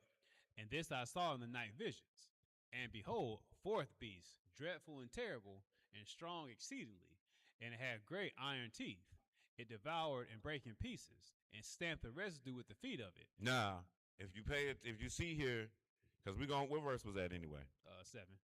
7? No, just keep moving for a minute. We gonna get there. Go ahead. Keep reading. It devoured and brake in pieces, and stamped the residue with the feet of it. It was diverse from all the beasts that were before it, and it had 10 horns. Yeah. And I considered the horns, and behold, there came up among them another little horn, before whom there were 3 of the first horns plucked up by the roots. And behold, in this horn were eyes like the eyes like the eyes of a man, and a mouth speaking great things. That's your Antichrist again. So if you paying attention, your Antichrist then came out this beast. But this same beast is what you saw in Revelation 13.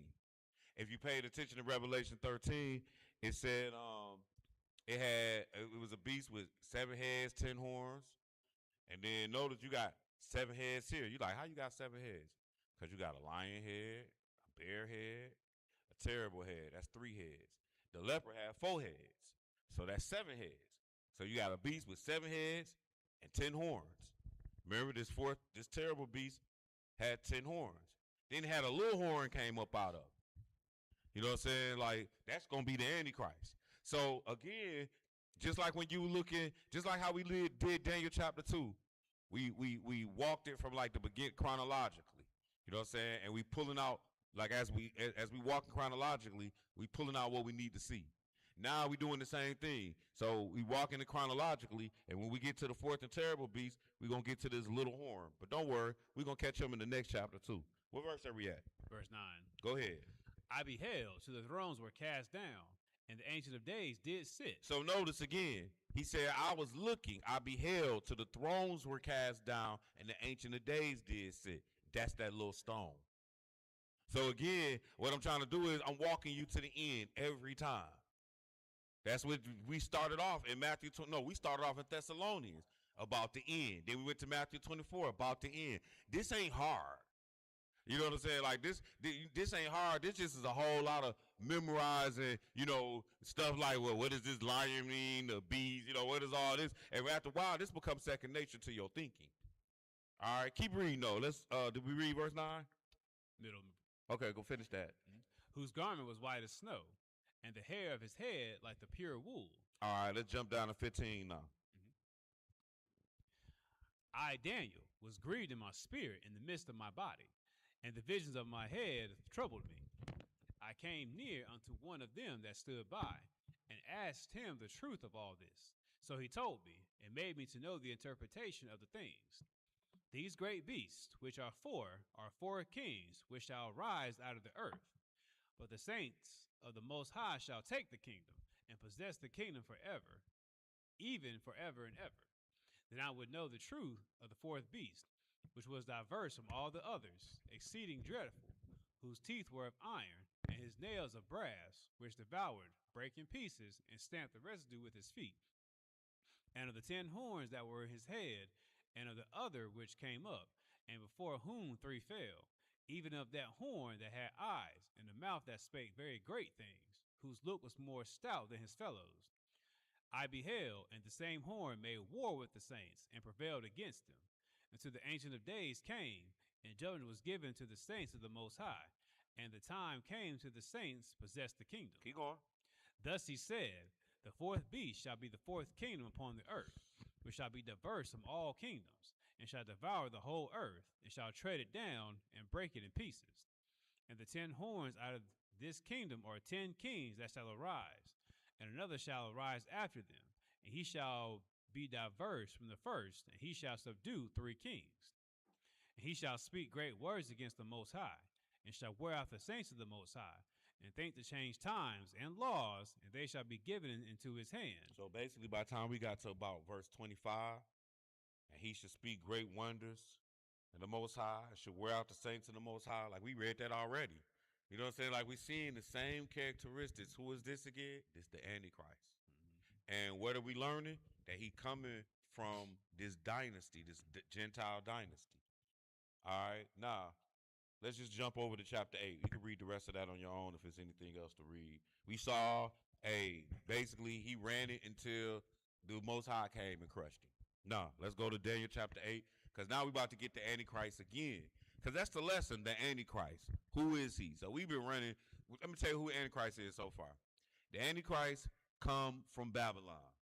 Come like he is the final representative of the original statue that we saw with the head of gold and a breastplate of silver and the legs of brass and feet mixed with iron and clay.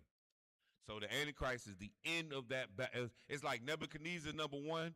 Antichrist is the end. All right. And we've been looking at everything in between, and we've been pulling it all the way back to the end, Every time we just going back to we're taking it to the end. All right. The end look different from different places, but it's all the same thing. Like in Thessalonians, the end looked like we got a man of sin. In Matthew 24, the end looked like we got the abomination of desolation. And Daniel, what was it? 11, we had a king. And Revelation 13, he was the beast. You get what I'm saying? So, but all of them play to the end. Now, Daniel chapter 11, pick it up at verse 1. Daniel chapter 8, pick it up at verse 1. When you get there, go ahead. In the 3rd year of the reign of King Belshazzar, a vision appeared unto me, even unto me, Daniel, after that which appeared unto me at the first. Yes. And I saw in the vision, and it came to pass, when I saw that I was at Shushan in the palace, which is in the province of Elam, and I saw in a vision, and I was by the river of Ulai. Go ahead. Then I lifted up my eyes and saw, and behold, there stood before the river a ram which had 2 horns, and the 2 horns were high, but the one was higher. So you could Google this too. And this is talking about two different kingdoms, these 2 horns right here.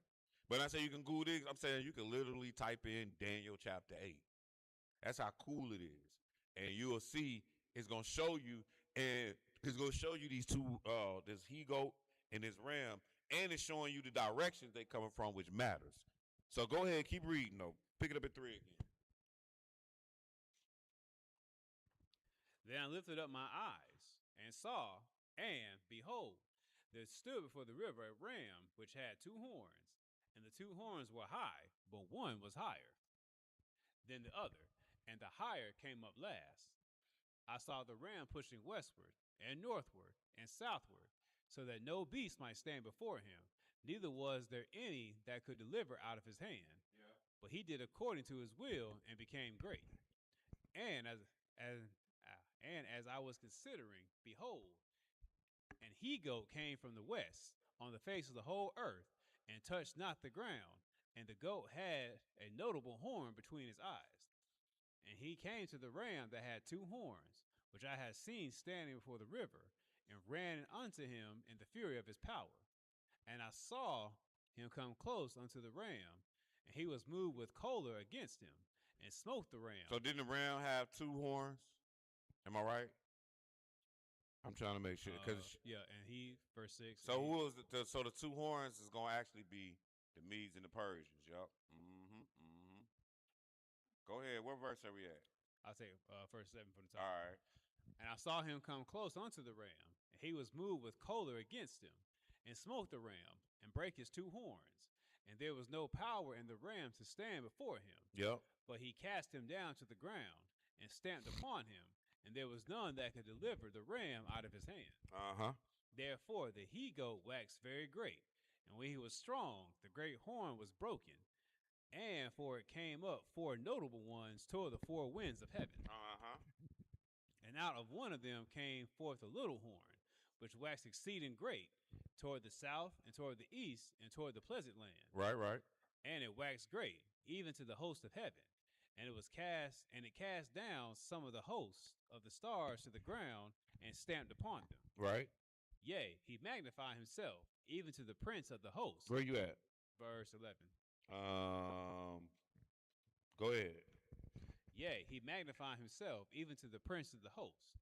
And by him the daily sacrifice was taken away, and the place of his sanctuary was cast down. All right, that's good. So let me tell you what we just did.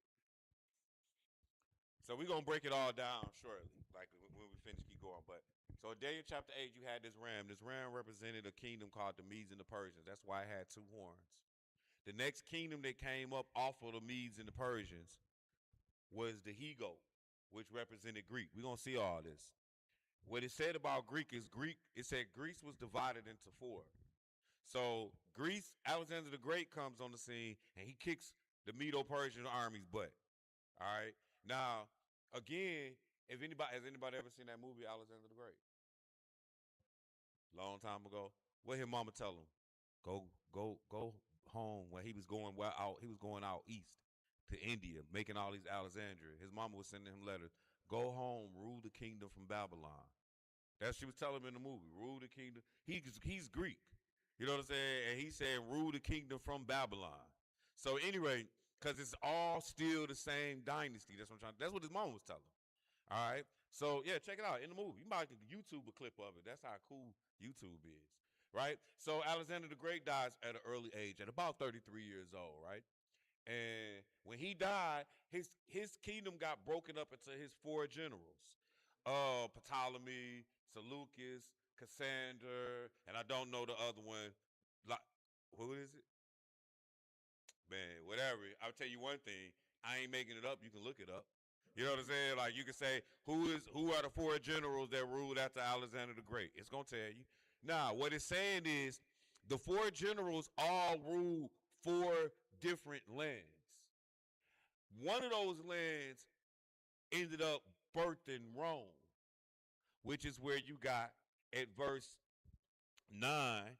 And one out of one of them came forth a little horn, which waxed exceed out of one of what? The four horns. So I just made like four little lines coming off the Greeks. You know what I'm saying? Like I ain't trying to do rams, and I did that before, and they laughed at my artwork. So now we just do this. You know what I'm saying? So anyway, so out of these four, one of them rose up. This is your Antichrist.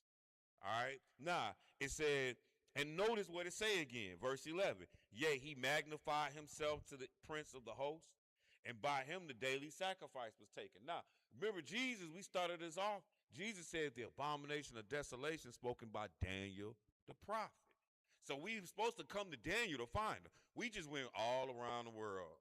But really we went all around the world so we can make sure we put the pieces together. All right? So this is actually the abomination that he was talking about. Now, let's go to verse 19. Yes, sir, 19. Thank you. Go ahead. And he said, Behold, I will make thee know what shall be in the last end of the indignation. What's going to be it, bro? For at the time appointed, the end shall be. Yeah. The ram which thou sawest having two horns are the kings of Media and Persia. So he said, again, that's what we're talking about. The ram was the kings of Medo and Persia. Now, by the way, this is under what king here? Belshazzar. So Belshazzar is Babylonian. So this definitely prophecy for us to be talking about the Medes and the Persians. The Persians came after the Medes. So now you even further out into prophecy. But keep going. 21. And the rough goat is the king of Grecia. Wait, Grecia? Man, you way out. You 200-300 years later. So what I'm saying is, although this all happened to us for us, this is way afterward. Like, I mean, this is way before. This is definitely 100% prophecy. Go ahead, keep reading. And the great horn that is between his eyes is the first king. Right.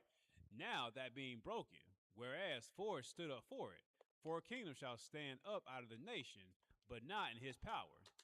And in the latter time of their kingdom, when the transgressors are come to the full, a king of fierce countenance. So that's who this one is, a king of fierce countenance. Another time they call him a king. Daniel called him a king twice.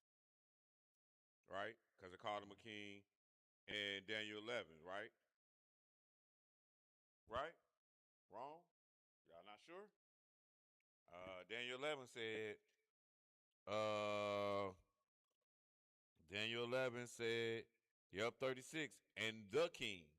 So again, I'm just showing you because we're looking at different ways he's referred to. So in Daniel chapter 8, they call him a king as well. All right. But notice what it's saying about him. Daniel 8, 23. And in the latter time of their kingdom, when the transgressors are come to a full, a king of fierce countenance and understanding dark sentence shall stand up. And his power, again, shall be mighty, but not by his own power. That's the same thing it said in Revelation 13. He was going to get his power from the dragon.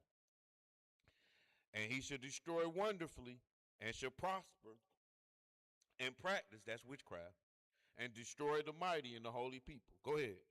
And through his policy also he shall cause craft to prosper in his hand. And he shall magnify himself in his heart, and by peace shall destroy many. He shall also stand up against the prince of princes, but he shall be broken without hand. And the vision of the evening and the morning, which was told, is true. All right, that's cool. That's cool. So that's pretty much all of it, y'all. Now we're going to go one more place, Revelation. Not all of it for the lesson. We almost done, though. We're going to move quick through here. When I say it's almost all of it, we have gone through scripturally all the scriptures that's covering like the Antichrist on the surface of us seeing that he is still to come. Now we're going to go to Revelation chapter 6. It's kind of like we bringing it home here. Revelation chapter 6 is the seals that are being opened up, and it is directly dealing with the revelation of Jesus Christ, like we directly in the end time. And so the first seals that open, the first four is the description of the Antichrist. Now, remember Revelation chapter 13, it said if you don't get his mark, you can't buy or sell, right? That means you can't eat without that mark. Now, Revelation chapter 6, pick it up at verse 1. And I saw the Lamb open one of the seals, and I heard, as it were the noise of thunder, one of the four beasts saying, Come and see. And I saw, and behold, a white horse, and he that sat on him had a bow, and a crown was given unto him, and he went forth conquering and to conquer. So now we see here, when the seals was open, you had a white horse, and the first thing you seen was a crown. Who wears crowns, y'all? King. Exactly. So we got a king, and he going forth to conquer. All right. Now, can't nobody else do no conquering in the end besides the kings that we've been seeing. It got to be the same one, unless you're telling me it's a whole other dude that's going to come. And he going to do all this? He not. It's the same person. Watch. Go ahead. And when he had opened the second seal, I heard the second beast say, Come and see. And there went out another horse that was red, and power was given to him that sat thereon to take peace from the earth. Yeah. And that they should kill one another. And there was given unto him a great sword. Okay, what else? And when he had opened the third seal, I heard the third beast say, Come and see. And I beheld, and lo, a black horse, and he that sat on him had a pair of balances in his hand. And I heard a voice from the midst of the four beasts say, A measure of wheat for a penny, and 3 measures of barley for a penny, and see thou hurt not the oil and the wine. So when you look at this one right here, this is real key because it's showing you, hey, like dude is going to have control of your finances. He said he going to have control of your finances, your food, all of that. He said a measure of wheat for a penny. First of all, the whole balance joint. Like that's what your money is about. You know, they used to have your money used to be salt. And you put your salt on the balance and then whatever it was supposed to be, it would be weighed out on the other side. So again, at the end of the day, he's controlling the economic system, which is what we saw in Revelation chapter 13 as well, where it said you can't buy or sell without this mark. All right. That's number 4, right? That's the fourth seal? 7. Verse 7. And when he had opened the fourth seal, I heard the voice of the fourth beast say, Come and see. And I looked and sat, and behold, a pale horse. Ooh, go ahead. And his name that sat on him was Death, and hell followed him. Yeah. And power was given unto them over the forest part of the earth, to kill with sword, and with hunger, and with death, and with the beasts of the earth. All right, so when you look at the seals, that's what we just did. We just opened up the 7 seals. We opened up the first 4 seals. It was the Antichrist. When you opened up the 5th seal, by the way, which we're not getting into too much, but it's like the mission. And when you say it's the mission, what you mean it's the mission? Because he was like, he saw these people on the thrones they had been killed. And it's like, how long is it going to be before you revenge us? And then when you get to the 6th seal, that's the revenger, Jesus. That's the 6 seals. Then the 7th seal is going to open up the trumpets or the vials of wrath, but that's not in today's lesson. I'm just throwing it out there since we already know. So anyway, let's go to Revelation chapter 17 now. We're about to wrap it up, y'all. Say we might not gonna do those Jeremiah scriptures, but you should. Like when I say you should, you should. But we're not gonna do them today. But we definitely gonna do this Revelation 17, and then we're gonna recap it in Daniel 11. Then we're gonna take him home with Revelation 11 and 13, Revelation 11, and Mark 13 is like the recap again, and then Deuteronomy is Moses, and then that. So we about done. That's the moral of the story. All right, so let's go to Revelation chapter 17. Pick him up at verse 1. Revelation 17 and 1. And when you get there, go ahead and read. And there came one of the 7 angels which had the 7 vials, and talked with me, saying unto me, Come hither, I will show unto thee the judgment of the great whore that sitteth upon many waters. Right. With whom the kings of the earth have committed fornication. Right. And the inhabitants of the earth have been made drunk with the wine of her fornication. So he carried me away in the spirit into the wilderness, and I saw a woman sit upon a scarlet-colored beast, full of names of blasphemy, having 7 heads and 10 horns. Oh, there we go again. This woman, but she's sitting on the beast. This woman sitting on Rome. This woman sitting on the beast. Go ahead. And the woman was arrayed in purple and scarlet color, and decked with gold and precious stones and pearls, having a golden cup in her hand full of abominations. The woman got the cup in her hand, and she feeding everybody else the abominations. Remember, we started off with this. We talked about what abomination is. Thing, action, or person that causes extreme disgust, hatred, or moral. So this woman is feeding the world the abominations. Just think about that, because this woman is the actual church, the Catholic Church. And the Catholic Church is feeding the world its abominations. Like even down to the homosexuality. You might be like, what you mean? I'm gonna tell you what I mean. If the Catholics didn't want homosexuality on TV, it wouldn't be. Just want you to understand that. They'd be like, nah, this don't get on TV. They would have shut it down, or shut that show down, or shut those those places where they film it. Trust me. Like, you're not gonna beat the Catholics. They outnumber everybody. That's what their power is. Their power is in the fact that they control so many people. So again, from the minor things, the Catholic Church, this woman allowed us to be where we are. She done fed everybody this abomination. Go ahead, what verse? In the verse 4. Yep. And filthiness of her fornication, and upon her forehead was a name written, mystery. Right, she a mystery. What else?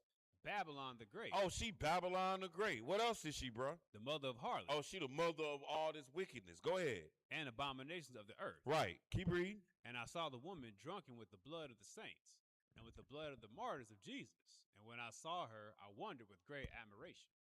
And the angel said unto me, wherefore didst thou marvel? I will tell thee the mystery of the woman, and of the beast that carrieth her, which hath the 7 heads and 10 horns. The beast that thou sawest was, and is not, and shall ascend out of the bottomless pit. And Rome is the beast. Rome was, and then it's going to come back, and it's going to ascend. It's going to come back to power, is what it's saying. Go ahead. And go into perdition. Yep. And they that dwell on the earth shall wonder, whose names were not written in the book of life from the foundation of the world. Right. When they behold the beast that was, and is not, and yet is. Yep. And here is the mind which hath wisdom. The 7 heads are 7 mountains on which the woman sitteth. Now, funny thing about this is, if you look up Rome, Rome sit on 7 hills. So, but then also, we're going to see 7 kings. Go ahead. And there are 7 kings. Yep. 5 are fallen. So, it's 7 kings, and ultimately, all 7 going to fall, right? Mm-hmm. Right? Yep. I'm just saying, like, because this Rome going to fall. So, here go your 7 kings, where we're going to put 6 of them up. So, we're going to put, it's not in the right order. Justinian,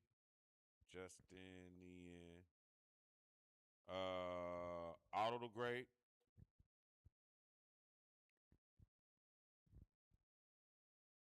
Charlemagne,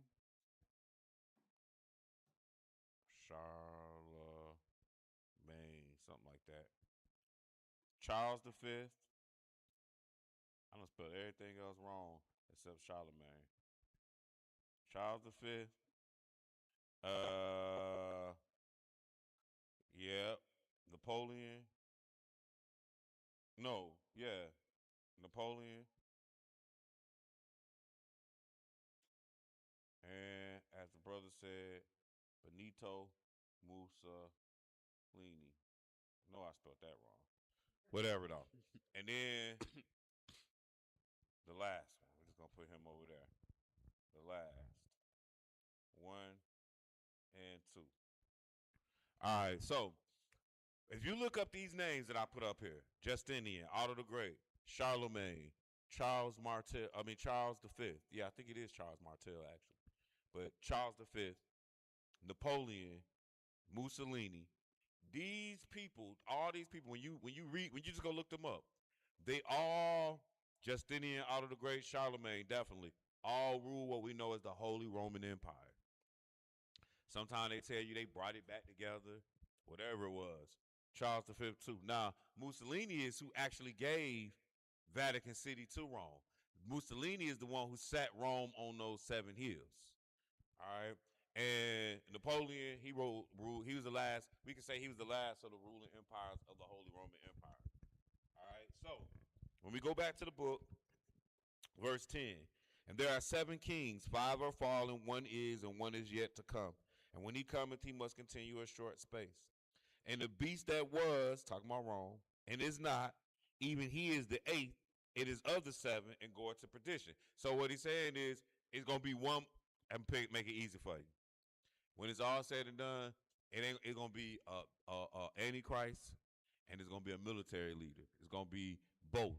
So when you go to the lake of fire in Revelation chapter 19, both their butts go to hell first. The antichrist and the beast. So it's gonna be. That's why we got the last of the kings, but then we got another one. You know what I'm saying? The eighth. That's what he called here. All right. What verse? 12. Go ahead. And the 10 horns which thou sawest are 10 kings, which have received no kingdom as yet, but receive power as kings 1 hour with the beast. Right. So in the end, you're gonna have, this is what we would call our EU or our European Union. And I'm gonna tell you like this. Though, just so you know, each country is called a state. So like France is a state.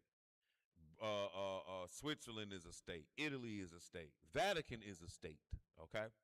So when they created America, those weren't even states then. They was still trying to, they was still trying to figure out what the heck they was over there. They had French revolutions over there. They had all these different revolutions and Spanish Inquisitions. All that type of stuff was going on as they was getting themselves together. But in creating America, what they did was they found the blueprint to become united. So they create the United States of America. We the guinea pig. So what we are is what Europe is trying to be. So they trying to be United States as well. So what they end up doing is like the Treaty of Rome or the coal treaties and things like that. It eliminated the taxes so you can go from state to state, just like how we can go from state to state over here. Then each one of those states had their own money. You know what I'm saying? Just like in the United States, we had our own money. Each state had its own money. And then what did we do? We came up with a common bank. Same thing, or a central bank. Same thing that Europe is doing. So what I'm saying is Europe made us so they could figure out and convince Europeans how they need to be. And so what Europe is going to actually end up being, it is the United States, not of America, but of Europe. And this is the final 10. This is what Rome will end up being when it's all said and done. All right? So America, we wasn't nothing but the guinea pig. That's why we get all the crap. Like, they be selling food over here. They don't even sell it over there. And like, yeah, we'll let y'all eat that crap. You know what I'm saying? We not finna eat that mess. We'll see how many of y'all patients get cancer from eating that beef. You know what I'm saying? And then they like, okay, well, it's good enough now or not. So anyway, back here, 13. Yes, 13. 12 and 13. 12. All right. And the 10 horns which thou sawest are 10 kings, which have received no kingdom as yet, but receive power as kings 1 hour with the beast. Right. These have one mind, and shall give their power and strength unto the beast. These shall make war with the Lamb, and the Lamb shall overcome them. For he is Lord of lords and King of kings, and they that are with him are called and chosen and faithful. Yes. And he saith unto me, the waters which thou sawest, where the horse sitteth, are peoples, and multitudes, and nations, and tongues. Yes. And the 10 horns which thou sawest upon the beast, these shall hate the whore, and shall make her desolate, and naked, and shall eat her flesh, and burn her with fire. For God hath put in their hearts to fulfill his will, and to agree, and give their kingdom unto the beast, until the words of God shall be fulfilled. Go ahead. And the woman which thou sawest is the great city, which reigneth over the kings of the earth. So one thing I'm going to tell you, Revelation just told us, it's a woman who ruling over the kings of the earth, or a great city that's ruling over the kings of the earth. What city is that? Because it sure ain't Chapel Hill. You get what I'm saying? It ain't Washington, D.C. It ain't ruling. It ain't New York. It's Vatican. All right, so look, Jeremiah, we're not going to go there. But Jeremiah chapter 25 is telling you, it's basically where it says, hey, all the kings going to serve Nebuchadnezzar. Then Jeremiah chapter 50, I think, or 51 is introducing us to mysteries, Babylon the Great, the mother of harlots. That's where this revelation had pulled from. And then Jeremiah 50 is going to talk about either 50 or 51. One of them talk about Babylon mystery Babylon the Great. The other one is talking about the destruction of it, that is gonna get destroyed in the end. So homework is what those can be. You know what I'm saying? Because I ain't gonna hold you too long on it.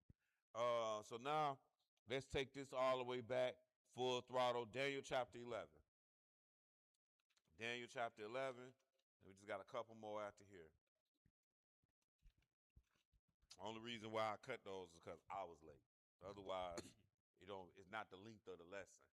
But considering that I know y'all had Justin, what you up here teaching? A little bit. Yes, sir. Yeah. But for about an hour? About 30, 40 minutes. Same thing. Yeah. So that's a lot of books. Although, I'm saying, how much reading did y'all get during the week? Let me ask y'all a question. So, everybody with you, bro, because you read every day. I heard you back there. He's like, I read every day. Oh, well, we're not talking about you. No. So what we gonna do? We gonna read about. Let's say today was a 5-hour day, where we read about 5 hours worth of book. Are you matching that during the week? Yes, sir. That's what I'm asking. Just that simple. And I don't mean like that. Matching 5 hours is not. Let me look at my phone and read this verse. That was like a couple of seconds. Now, we can eliminate. So we've been here for 5 hours. I talked for 3 of them. You know what I mean? So did you do 2? You see what we be reading some book. But I'm like, did you do 2? Nah. What's your show, y'all? What's your favorite show? Y'all watch Showtime on the Apollo? At the Apollo? Y'all watch that? Y'all should go to Tubi and watch it. They got all of them on there. I'm not joking. They got all, man, I'm talking about people who did all that. Moral of the story is, I seen that. Them 29-minute shows. I need to be reading more Bible than Showtime at the Apollo. Mm-hmm. That's the moral of what I'm getting at. You know what I'm saying? Like, if you're going to spend the time to watch your show, whatever your show is, I don't care. It's all kind of great TV, movies, all that. You need to spend some time getting some book in, some real time. You know what I mean? So, you got Jeremiah 50 and 51. Try reading that this week. All right? So, Daniel chapter 11. Let's pick it up at verse 24. We read this already. We didn't read all of this. Go ahead. He shall enter peaceably, even upon the fattest places of the province. Right. He shall do that which his fathers have not done, nor his fathers' fathers. He shall scatter among them the prey, and spoil and riches. Yea, he shall forecast his devices against the strongholds, even for a time. That's good. Now let's jump over to verse 27. And both these kings' hearts shall be to do mischief, and they shall speak lies at one table. This is how we getting it all to the end. So when we get to the end, man, they're going to be having these conferences. They're going to be lying one to another. And it's crazy, too, because, we live in a world where we don't lie. So, to sit there and just hear somebody blatantly lie and act like it's the truth be weird. Like, dude, are you really lying? Like, is this what you're doing right now? But this is how these people going to be coming.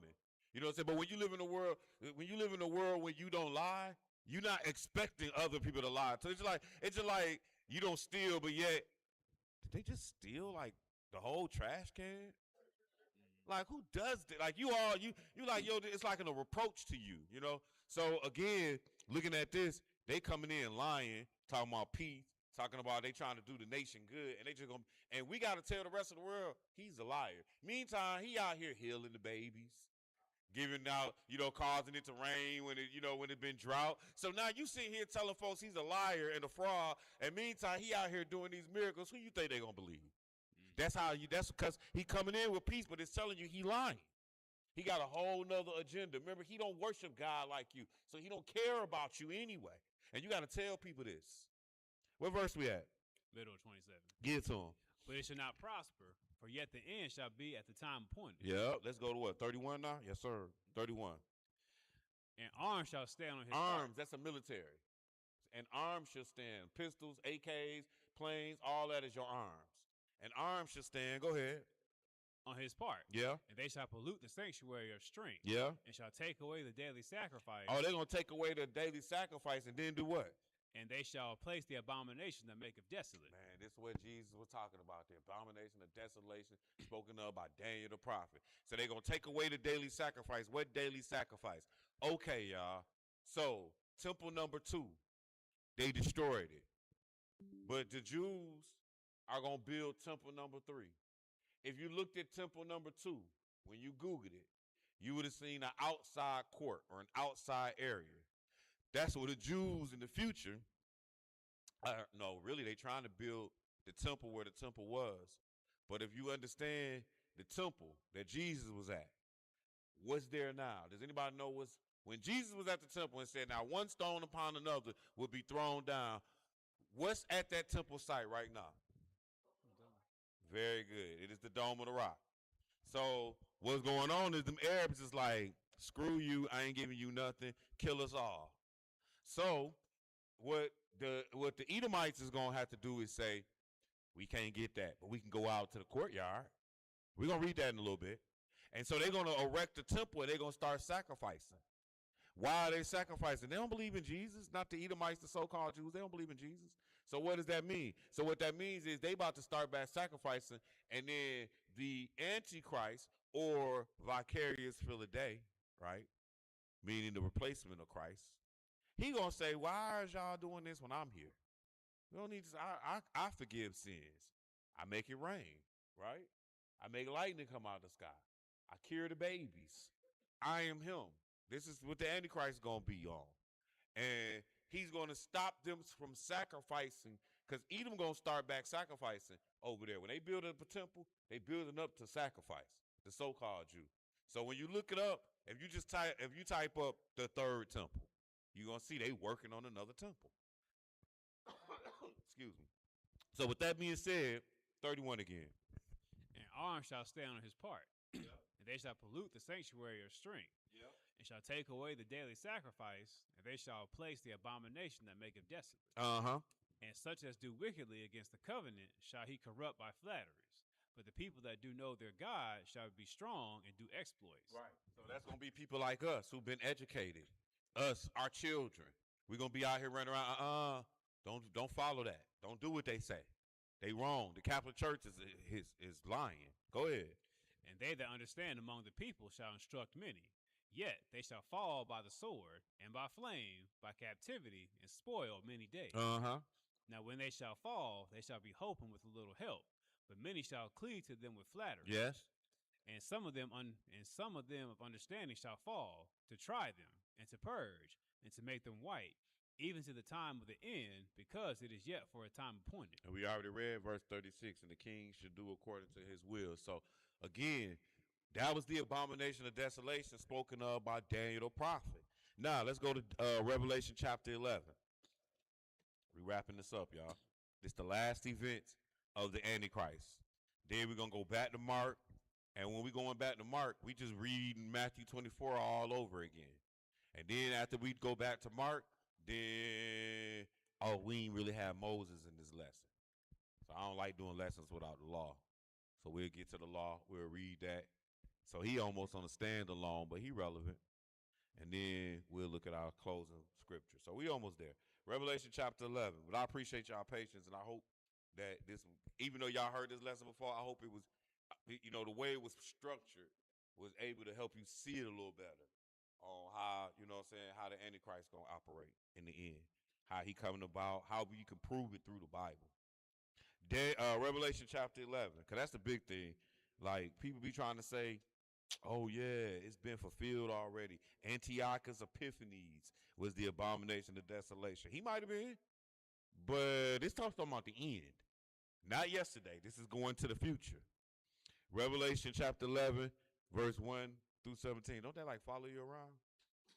Oh, like I'm about to say, because he ain't been moving with me at all.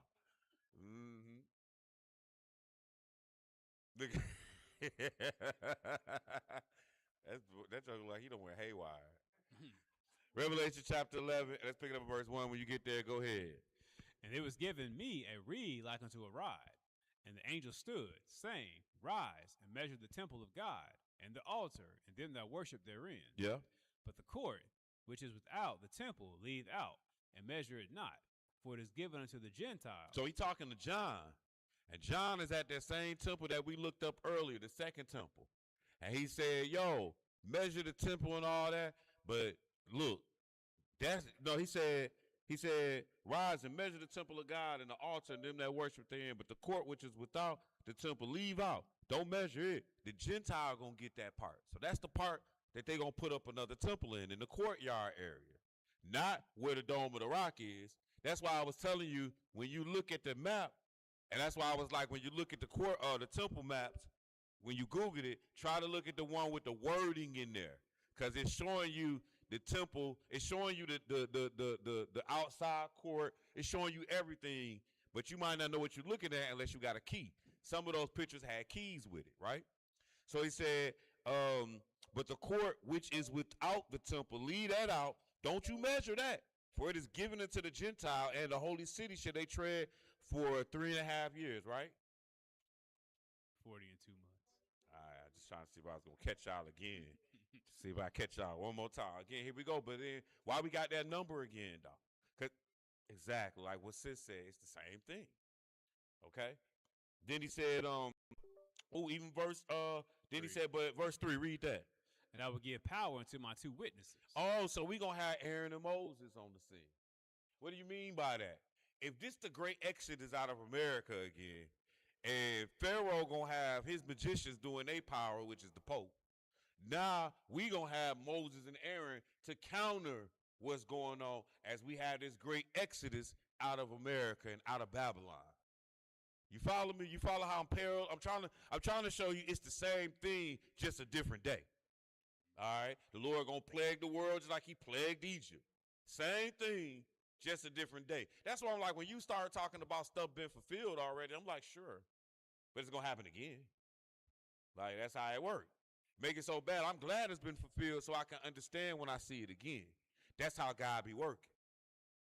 Make it where I don't get deceived. Because he been saying that the whole way through. So, yeah, it already happened before. He did it before. He's going to do it again. All right? Now, he says, and I will give power unto my 2 witnesses, and they shall prophesy 1,203 days clothed in sackcloth. So they're going to be out here prophesying, it said, for 42 months, right? There we go. 3.5 years, 42 months, 1,260 days, I think it was. So that's how long they're going to be. Then it says, these are the 2 olive trees and 2 candlesticks standing before the God of the earth. And if any man will hurt them, fire proceedeth out of their mouth. So they're going to have skills too. That's why I call them Aaron and Moses. Aaron and Moses had to ride. They're going to have skill, make fire come down out the sky. They're going to be the counter to the Antichrist. He said, if any man will hurt them, fire proceeded out of their mouth and devoured them, devour their enemy. And if any man will hurt them, he must in this manner be killed. So when they killing people, it's going to be fire out the sky, like lightning bolts or something. That's what I imagine. So it's like, oh, okay, well, when he ready to kill his enemies, we might be like in one of the temples, and next thing you know, he like, yeah, you just going to die. And then all of a sudden, lightning just going to bang through the building. I think that's going to be cold. Talking about making a YouTube video. I'm trying to be around for something like that. All right. Where we at? Verse 6? Yes. Go ahead. These have power to shut heaven. Yep. That it rain not in the days of the prophecy, and have power over waters to turn them to blood, and to smite the earth with all plague as often as they will. See, now you see why I call them the modern day Moses and Aaron, because they're going to turn the water into blood too. Because again, that's how God operates. That's why it's hilarious to me that you want to tell me, oh yeah, this stuff been fulfilled already. I almost want to be like, no crap, Sherlock. Like, I know it's been fulfilled. I can tell you when it happened, how it happened. It's going to happen again, though. That's the part you missing when you trying to sound like I'm stupid. But the reality is I'm trying to show you, hey, God did it the first time so he can do it again. Right? Like Jesus the first one to resurrect from the dead, right? Mm-hmm. Right? Yes. I agree with that. But what about Enoch, though? Enoch showed you, hey, and he was the 8th from Adam. No coincidence. But he showed you that you go from physical being to spiritual being. He actually showed it to you first. Not Jesus. Now, definitely not taking away what Jesus did. Just showing you that he did it before, he do it again. That's how God operates. Now, the difference between Jesus and Enoch is Enoch didn't die. So therefore, he not the first resurrected from the dead. it's a whole lot easier to transform while you're living than for me to remember you 6,000 years later and resurrect you. You get what I'm saying? So, you know, that ain't what happened to Enoch almost ain't nothing when you think about what happened to Jesus. But end of the day, I'm just trying to show you that like it's been done already. And that's how God operates. Don't leave nothing for doubt or chance. What verse are we at, bro? 7. So at verse 6, he was like, yo, he's going to turn the water into blood, whatever. Verse 7. And when they shall have finished their testimony, Yeah. the beast that ascendeth out of the bottomless pit shall make war against them, and shall overcome them and kill them. Oh, so these two dudes going to end up dying. That's why I don't want to be them. like I don't want to be them because they going to party at my funeral. Watch. Go ahead. And their dead bodies shall lie in the street of the great city, Yep. which spiritually is called Sodom and Egypt, Yeah. where also our Lord was crucified. Go ahead. And they are the people and kindreds and tongues and nations shall see their dead bodies 3 days and a half, and shall not suffer their dead bodies to be put in graves. Right. And they that dwell upon the earth shall rejoice over them. So they just going to leave dead bodies in the street and party. That's cold. Meantime, throughout the scriptures, cats be like, you know, I want to be buried with my fathers, right? You know what I'm saying? But now it's like, yo, we just gonna leave these bodies in the streets. But all right though, we got a trick for all that. Go ahead. And make merry, and shall send gifts to one another. Man, they gonna think it's Christmas. You know what I'm saying? It's gonna be Christmas in October, September, October. That's what they gonna be thinking, and they'll be giving gifts and everything to one another. Go ahead. Because these two prophets tormented them that dwelt on the earth. Yeah. And after 3 days and a half, the spirit of life from God entered into them. Why? Why did they resurrect 3 days? Because it was the end. And because guess what we about to hit now? We about to hit the blowing of the trumpet. We about to hit the trumpet, the last trump. Go ahead. And they stood upon their feet, and great fear fell upon them which saw them. I bet it did. And they heard a great voice from heaven, saying unto them, Come up hither. And they ascended up to heaven in a cloud, and their enemies beheld them. And the same hour was there a great earthquake, and the 10th part of the city fell, and the earthquake in the earthquake were slain of men 7,000, and the remnant were affrighted, and gave glory to God of heaven. The second woe is past, and behold, the third woe cometh quickly. And the 7th angel sounded, and there were great voices in heaven, saying, The kingdoms of this world are become the kingdoms of our Lord, and of his Christ, and he shall reign forever and ever. And the 24 elders which sat before God on their seats fell upon their faces and worshipped God, saying, We give thee thanks, O Lord God Almighty, which art, and was, and art to come, because thou hast taken to thee thy great power and hast reigned. That's good. So basically what happened is those two witnesses, they lasted up until like the return of the Lord. Like that's what really happened. It was 3 days before the Lord came back. So when the Lord came back, he resurrected them. And they was, like I said, the dead in Christ gonna raise first. Now let's go to Mark chapter 13. Right? And then we're going next. Mark chapter 13. Yes. Mark chapter 13. So this read like Matthew 24.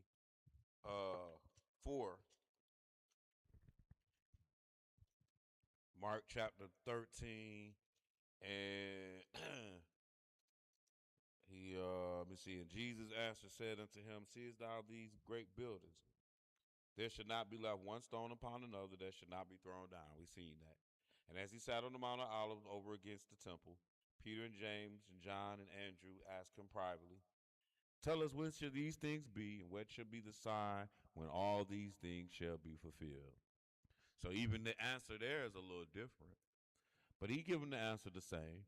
Jesus answered them, began to say, Take heed lest any man deceive you. That was rule number 1. Don't let nobody trick you.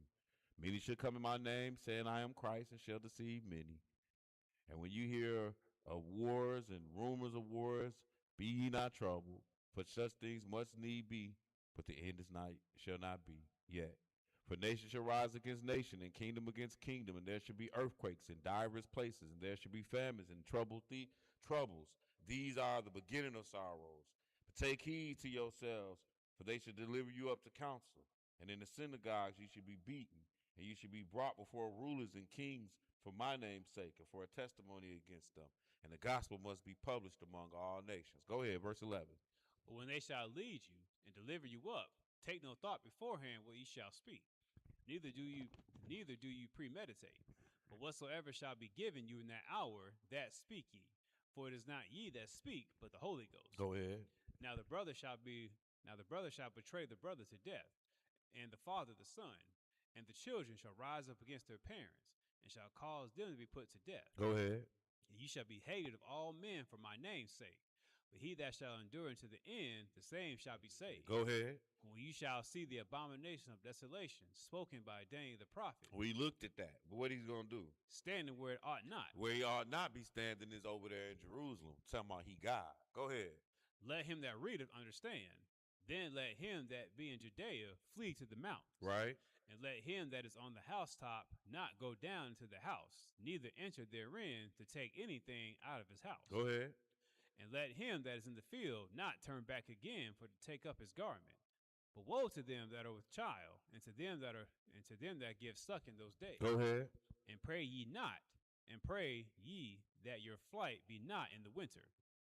For in those days shall be affliction, such as was not from the beginning of the creation which God created unto this time, neither shall be. Go ahead. And except that the Lord has shortened those days, no flesh shall be saved. But for the elect's sake, whom he hath chosen, he hath shortened the days. Go ahead. And then if any man shall say to you, Lo, here is Christ, or Lo, he is there, believe him not. Why? For false Christ and false prophets shall rise, and shall show signs and wonders to seduce, if it were possible, even the elect. Go ahead. But take ye heed, behold, I have foretold you all things. Go ahead.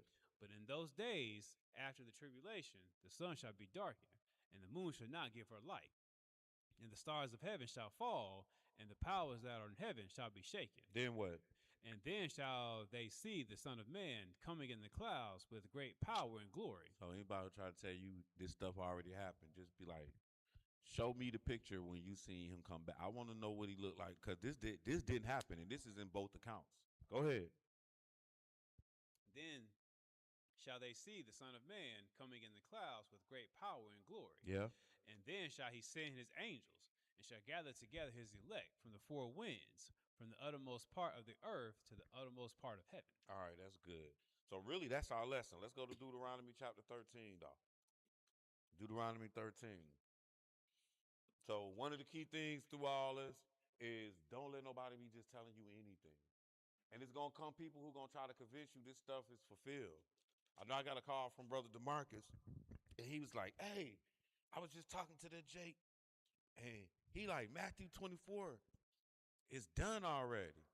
So you know me, because I know who the Jake he talking to and everything, I was like, it is. He's like, what? I was like, yeah, Antioch Epiphanes. You know what I'm saying? Like, we go chop it up about Antiochus, but then I'm like, yeah, but that's your one. Like, meaning that happened already, but there's more to come. These things is running you to the end. Antioch Epiphanes ain't in the end. Like, yeah, it could fit for that. Just like he said, one stone won't be left here upon another. Well, when did that start? That started in 70 AD. So it was over with then? Nah, it was more. So the key thing is don't let nobody deceive you. Like, you reading the book for yourself. And they going to sit there. And please don't let nobody come to you with no New Testament trying to tell you what's going on.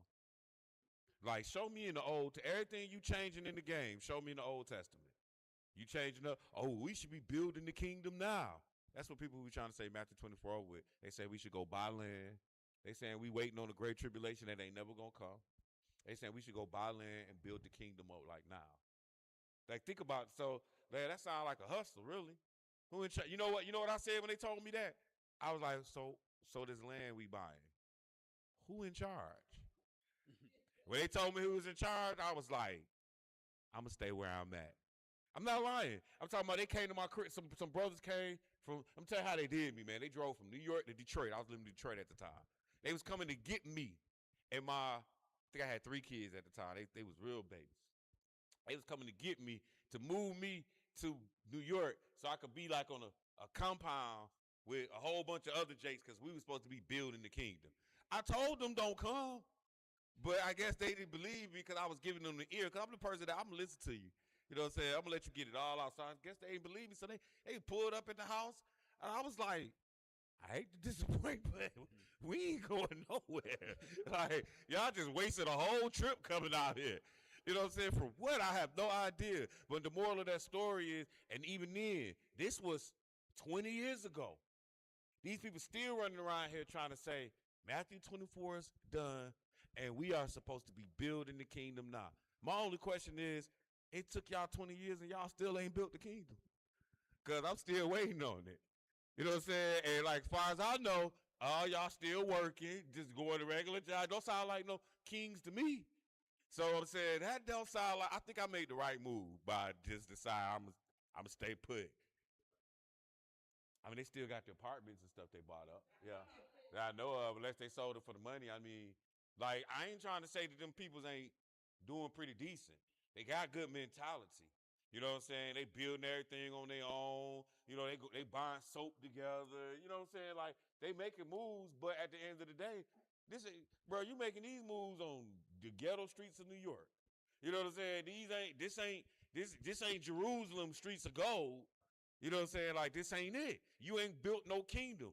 And whenever Donald Trump, George Bush, whatever president that you live up under say, give me that, you can say you paid your taxes or you taxes them, and they can say, nah, but we want to run a freeway right through your land. And ain't nothing you can do about it. Just zero. Because this ain't your land. That's why. Period. Like, you see what happened when the king in the Bible had to go do some manipulating to pull that land from that man. You know what I'm saying? And was punished by God for it. So I'm just saying. But over here, they ain't got to do all that. They can just say it's mine. Deuteronomy 13, 1 through 18. You get there, go ahead. If there arise among you a prophet or a dreamer of dreams, and giveth thee a sign or a wonder, and the sign or wonder come to pass. Oh, it come to pass, huh? Okay. Whereof he spake unto thee, saying, let us go after other gods, which thou hast not known, and let us serve them. Right. Thou shalt not hearken unto the words of that prophet, right, or that dreamer of dreams. So just because somebody tell you something that happened, or like back in the day, they used to tell me that Malachi York, I don't know if y'all ever heard about him, but he was a Nuwabian, the head of the Nuwabian movement. Egyptology is really what they taught. And in the late 90s, they had came on pretty strong. And so I'm sitting there talking to one of the girls who are a member of it, and they like, no, not even the girls, a couple people, and they like, he be levitating. You know what I'm saying? And I'm not going to sit there and say he don't. I'm not the person that's going to argue with what you seen and I wasn't there. You know, you say he levitated? Sure. But, like, meaning he might have. But at the end of the day, dude telling y'all to do some stuff that's against the commandments, I ain't rolling with that. I don't care what he do. I don't care if he turned the sky red. You know what I'm saying? I'm going to think I'm on drugs and y'all slip me something, but still, I don't care if he do that. Again, if you telling me not to keep these commandments, and I asked him, I remember one time I was like, so you ain't got to keep the commandments? Like, nah, whatever you feel is right is right. Man, so I said, we in the underground of Atlanta. This is where this conversation is going on. And the underground of Atlanta is a mall, but it's underground, and it's dark down there. Like, there are definitely dark corners. So we down there, and I'm like, so if I take you over there to the corner and rape you, I'm right. And she looked like she didn't want to answer. But she got to, like, because what you just said. Now, me, I'm the kind of person that, like, nah, you ain't, you know what I'm saying? Like, I ain't even finna make you entertain that foolishness. So at the end of the day, though, like, just because you got skills to levitate, but you telling me whatever I think is right is in me? Like, stop. Nah, ain't nothing in me. Man, according to my Bible, say the heart is deceitful, desperately wicked. Who can know it?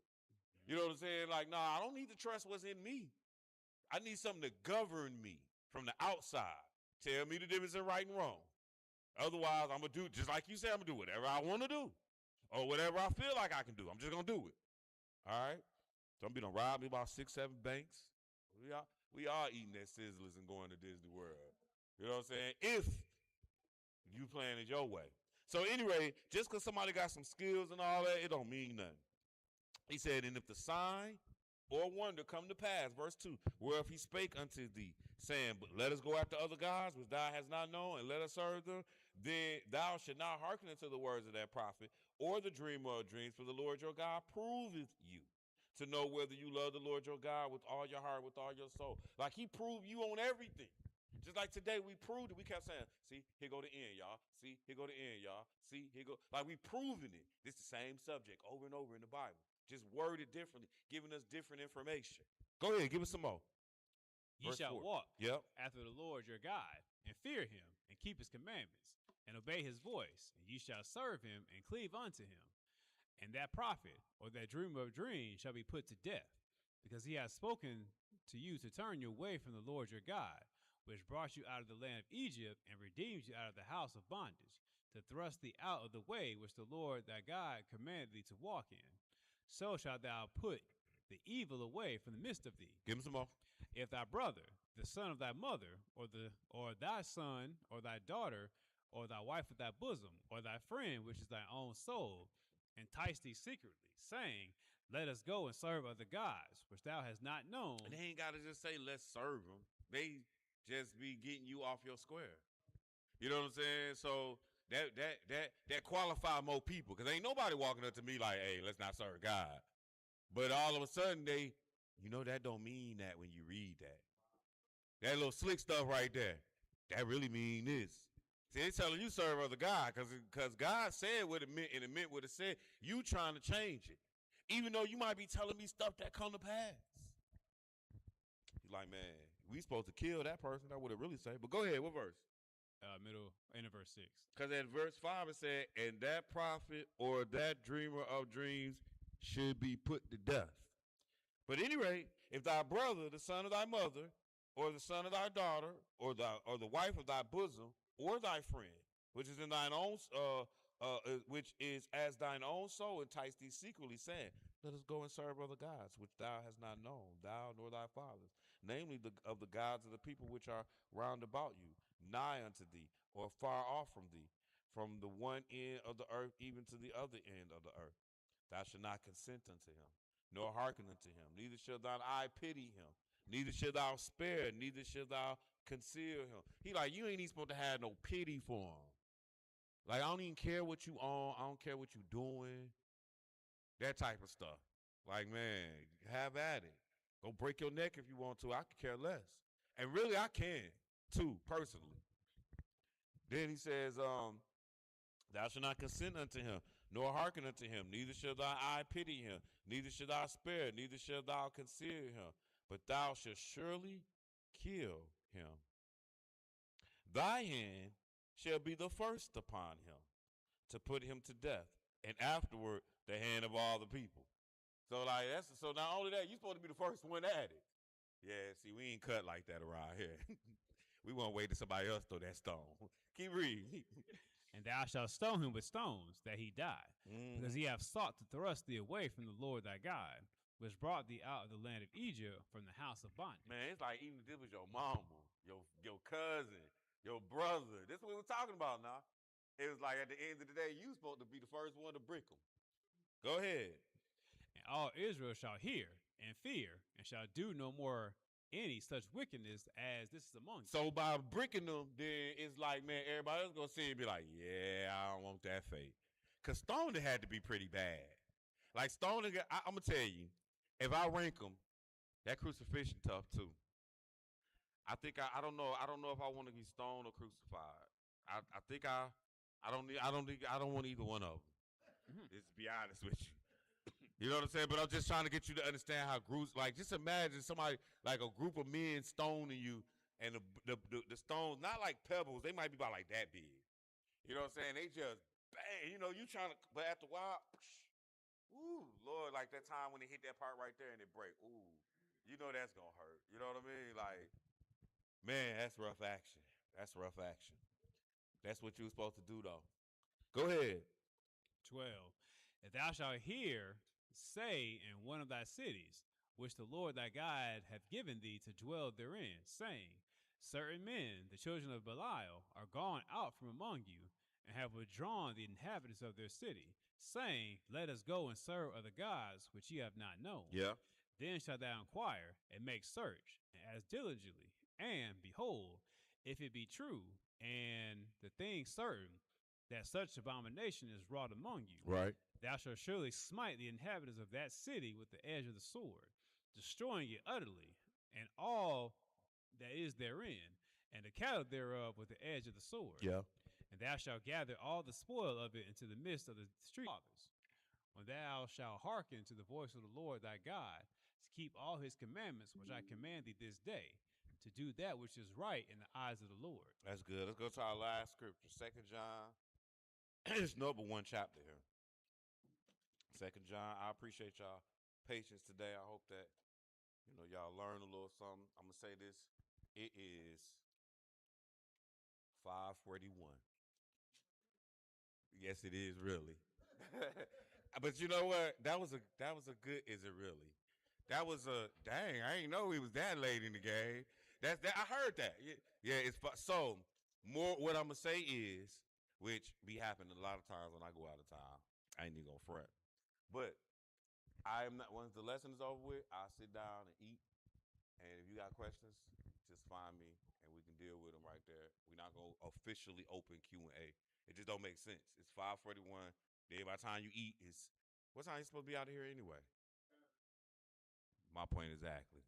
So, you know what I mean? Like I'll stick around for that extra hour, till 7. But we're not gonna officially open up a Bible study. But if you got any questions on this or anything about anything, but remember we're talking about nakedness. So if you wanted more information about that, we could deal with that, whatever. But that would be after the lesson. So here go our last scripture, and then we're gonna turn the mic over to back over to Justin. 2 John chapter 1, verse 5 through 9. When you get there, go ahead. And now I beseech thee, lady, not as though I wrote a new commandment unto thee, but that which we had from the beginning, that we love one another. Yes. And this is love, Yes. that we walk after his commandments. This is the commandment, that as you have heard from the beginning, you should walk in it. For many deceivers are entered into the world, who confess not that Jesus Christ is come in the flesh. This is a deceiver and an antichrist. And it's not that they don't believe in Jesus, but they say Jesus Christ has come in the flesh. Like, for example, when the Muslims say Jesus just a prophet. So you saying Jesus Christ, the anointed, the king, ain't been here. You talking about somebody else. You know what I mean? So again, they antichrist too. For many deceivers are entered into the world, who confess not that Jesus Christ is come in the flesh. This is a deceiver and an antichrist. So again, we started the lesson off saying there are many antichrists. We was just looking for that one. But anybody who preaching a false type doctrine, they're an antichrist. Whether we talking about from your Sunday church to going all the way to Hare Krishnas or being Hindu or whatever, these things are antichrists. But again, the main antichrist, we understand him to be the Pope of Rome or sit in that seat. So anyway, go ahead, finish up. Look to yourselves, that we lose not the things which we have wrought, but that we receive a full reward. He said, look to yourselves that you lose not the things that, y'all know what wrought mean? Work. Exactly. That you put in work to get. So like, don't let nobody be deceiving you. Put in work to get what you got. Go ahead, keep reading. Whosoever transgress and abideth not in the doctrine of Christ hath not God. He that abideth in the doctrine of Christ, he hath both the Father and the Son. And if there come any unto you and bring not this doctrine, receive him not unto your house, neither bid him Godspeed. For he that biddeth him Godspeed is partaker in his evil deeds. Y'all remember that part. So with that being said, brothers and sisters, I hope y'all got some understanding in Jesus' name, man. I thank y'all for y'all time. Praise the Lord.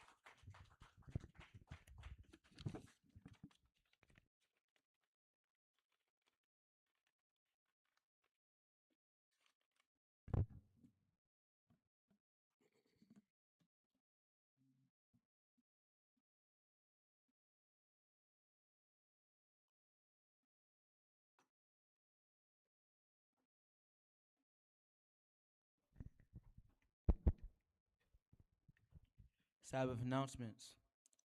I pray that the eyes of your understanding will lighten by today's lesson. Join us for question and answer Bible study an hour from now. Well, we're not doing that. If you feel you are ready to be baptized, please sign the baptismal list at the podium or speak with Brother James. The following is the dress code for our services.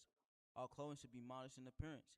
Nothing tight-fitting, overly baggy, sagging, or revealing should be worn.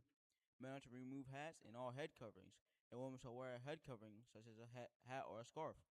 According to 1 Corinthians chapter 11, verses 1 through 7, if your children become noisy during the lesson, distracting other members, please remove him and her to the lobby area.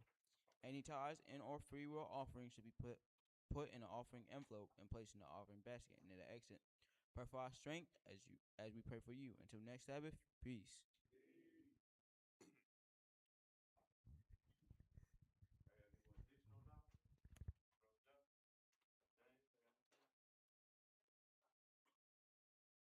I will tell y'all this, Dave, James, and Justin.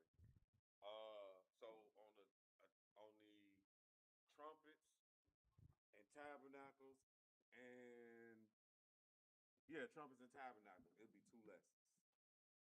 Just like it'll be a regular Sabbath lesson, because both of them gonna fall on the Sabbath, and then there's gonna be the lesson for that day. So I'm just putting that out there because the schedule that I put out, I don't even know if y'all saw it, but it's gonna be. But I knew when I put it out because I hadn't talked to Elijah yet, and then when I talked to Elijah, he was like, "I'm just about to text that." You know what I'm saying? We're telling us that it's gonna be two lessons, so I got to relook at it and see how we're gonna do it. But just an FYI, and since I'm here, I'll tell you. So do for both. Y'all don't need to come in clear. I think I'm responsible for two, maybe three. I don't know. Meaning Philly is as opposed to Atlanta. But whenever you see your name on the list doubled up for the feast days, when y'all get the list, hey man, don't do no more than 10 scriptures. Repeat, yeah. Because it's two lessons. And it's a feast day. So I would say 12, but Stan do 12 lessons. He be 2 hours. So I'm like, like it ain't like don't try not to be over 2 hours for that whole time of teaching, singing, all of that. So whoever paired up together, y'all figure that out. And the second lesson is the feast day lesson. So the first lesson will be a Sabbath lesson, and then the second lesson will be a feast lesson. You know what I mean? So I'm just telling y'all because I'm here to see y'all. Because I just found out, but when I put the list out, I was like, and I don't even know if I sent it to y'all three, because I'm not sure if y'all in that other group thread. But if y'all not, I'll send it. Okay. Okay. Well, because I got one with y'all in it, and the reason I didn't give y'all one that I like I send y'all one is because it wasn't complete. I knew then I still needed to talk to Elijah to determine how he wanted to do.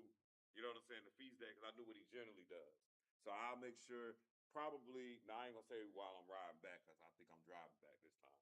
So but I'll say give me a day or two. I'll make sure. And if I don't got it, James, just hit me. Like if you don't get it, hit me and say, what's up with the schedule? You know what I'm saying? And I'll make sure you get a completed version. So yeah. So other than that though, so this is an early year. Just keep that in mind, and we shouldn't have to take no days off except for the atonement. Other than that, these are regular Sabbaths that come by. Now, when we say regular Sabbath, we mean regular Sabbath time periods. What we like to call them in my world, they special Sabbaths. Meaning, we're not going to buy, we're not going to work, but we can take pleasure in the day. So that means you can cook, and if you have questions on these things, Justin, you can handle all that. Okay, yeah, Justin's here. He should be able to handle it. But I'm here now. So if you got you got questions now, I can definitely show you. But I'm just letting you know on the regular. Y'all got teachers here, Justin, Dave, James, and Dave. Y'all got brothers here that can make sure y'all got these answers and have them clear. But so yeah, so we don't have to take off for the regular Sabbaths, and y'all also need to be feasting all 8 days. You know what I mean? And, be inclusive if you can. You know what I'm saying? Like, make sure we reaching out one to another. Don't be, don't come back the next Sabbath and everybody like, well, where you been all week? Nobody call me for nothing. Like, what you, call, like, if you see somebody ain't around on day one, look, man, we are our brother's keepers. Be accountable. You know what I'm saying? Like, if somebody in this room that don't live with you that you can say, well, y'all ain't holler at them, let me make sure it get done. So y'all I'll make sure y'all enjoy it. But with that being said, if y'all don't have anything else, we can stand face your rules and close it out. Which way is you? Yes, ma'am?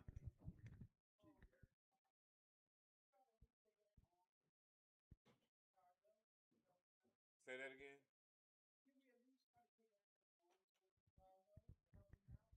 Oh, if y'all want to. Y'all the church. Y'all do what y'all want to do. You know, I mean, when I say that, I'm saying you don't need my permission. You know what I'm saying? If that's what y'all decide to do, yeah. No, but I'm just saying, if that's what y'all decide to do, y'all get together and yeah, and if y'all need to figure out how to send it up there, you can ask me, but you don't need to. Justin probably know. James, no, just send the money. Like, you know what I mean? So yeah, but y'all don't need no. Let me tell you, this is something that y'all need to learn. Y'all are the church. Like, we that run the church, we just veto stupidity. You get what I'm saying? Like, that's all we like, nah, that was stupid. We can't do that. But other than that, y'all get to do what you want to do as a church. As long as it ain't stupid.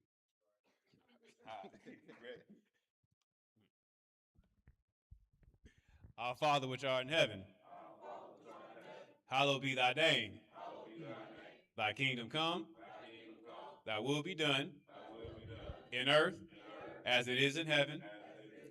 Give us this day our daily bread. Give us this day our daily bread. And forgive us our debts. And forgive us our debts. As we forgive our debtors. As we forgive our debtors. And lead us not into temptation. And lead us not into temptation. But deliver us from evil. But deliver us from evil. For thine is the kingdom. Thine is the kingdom. And the power. And the power. And the glory. And the glory. Forever. Forever. Praise the Lord. Praise the Lord. For he is good. For he is good. And his mercy endures forever. And his mercy endures forever. Praise the Lord God of Israel. Praise the Lord, the God of Israel. For he is good. For he is good. And his mercy endures forever. And his mercy endures forever. In Jesus' name we pray. In Jesus' name we pray. The Holy One of Israel. The Holy One of Israel. The King of Kings. King of Kings. And Lord of Lords. Lord of Lords. The one true God. The one true God. And there is no other. There is no other. Amen. Amen.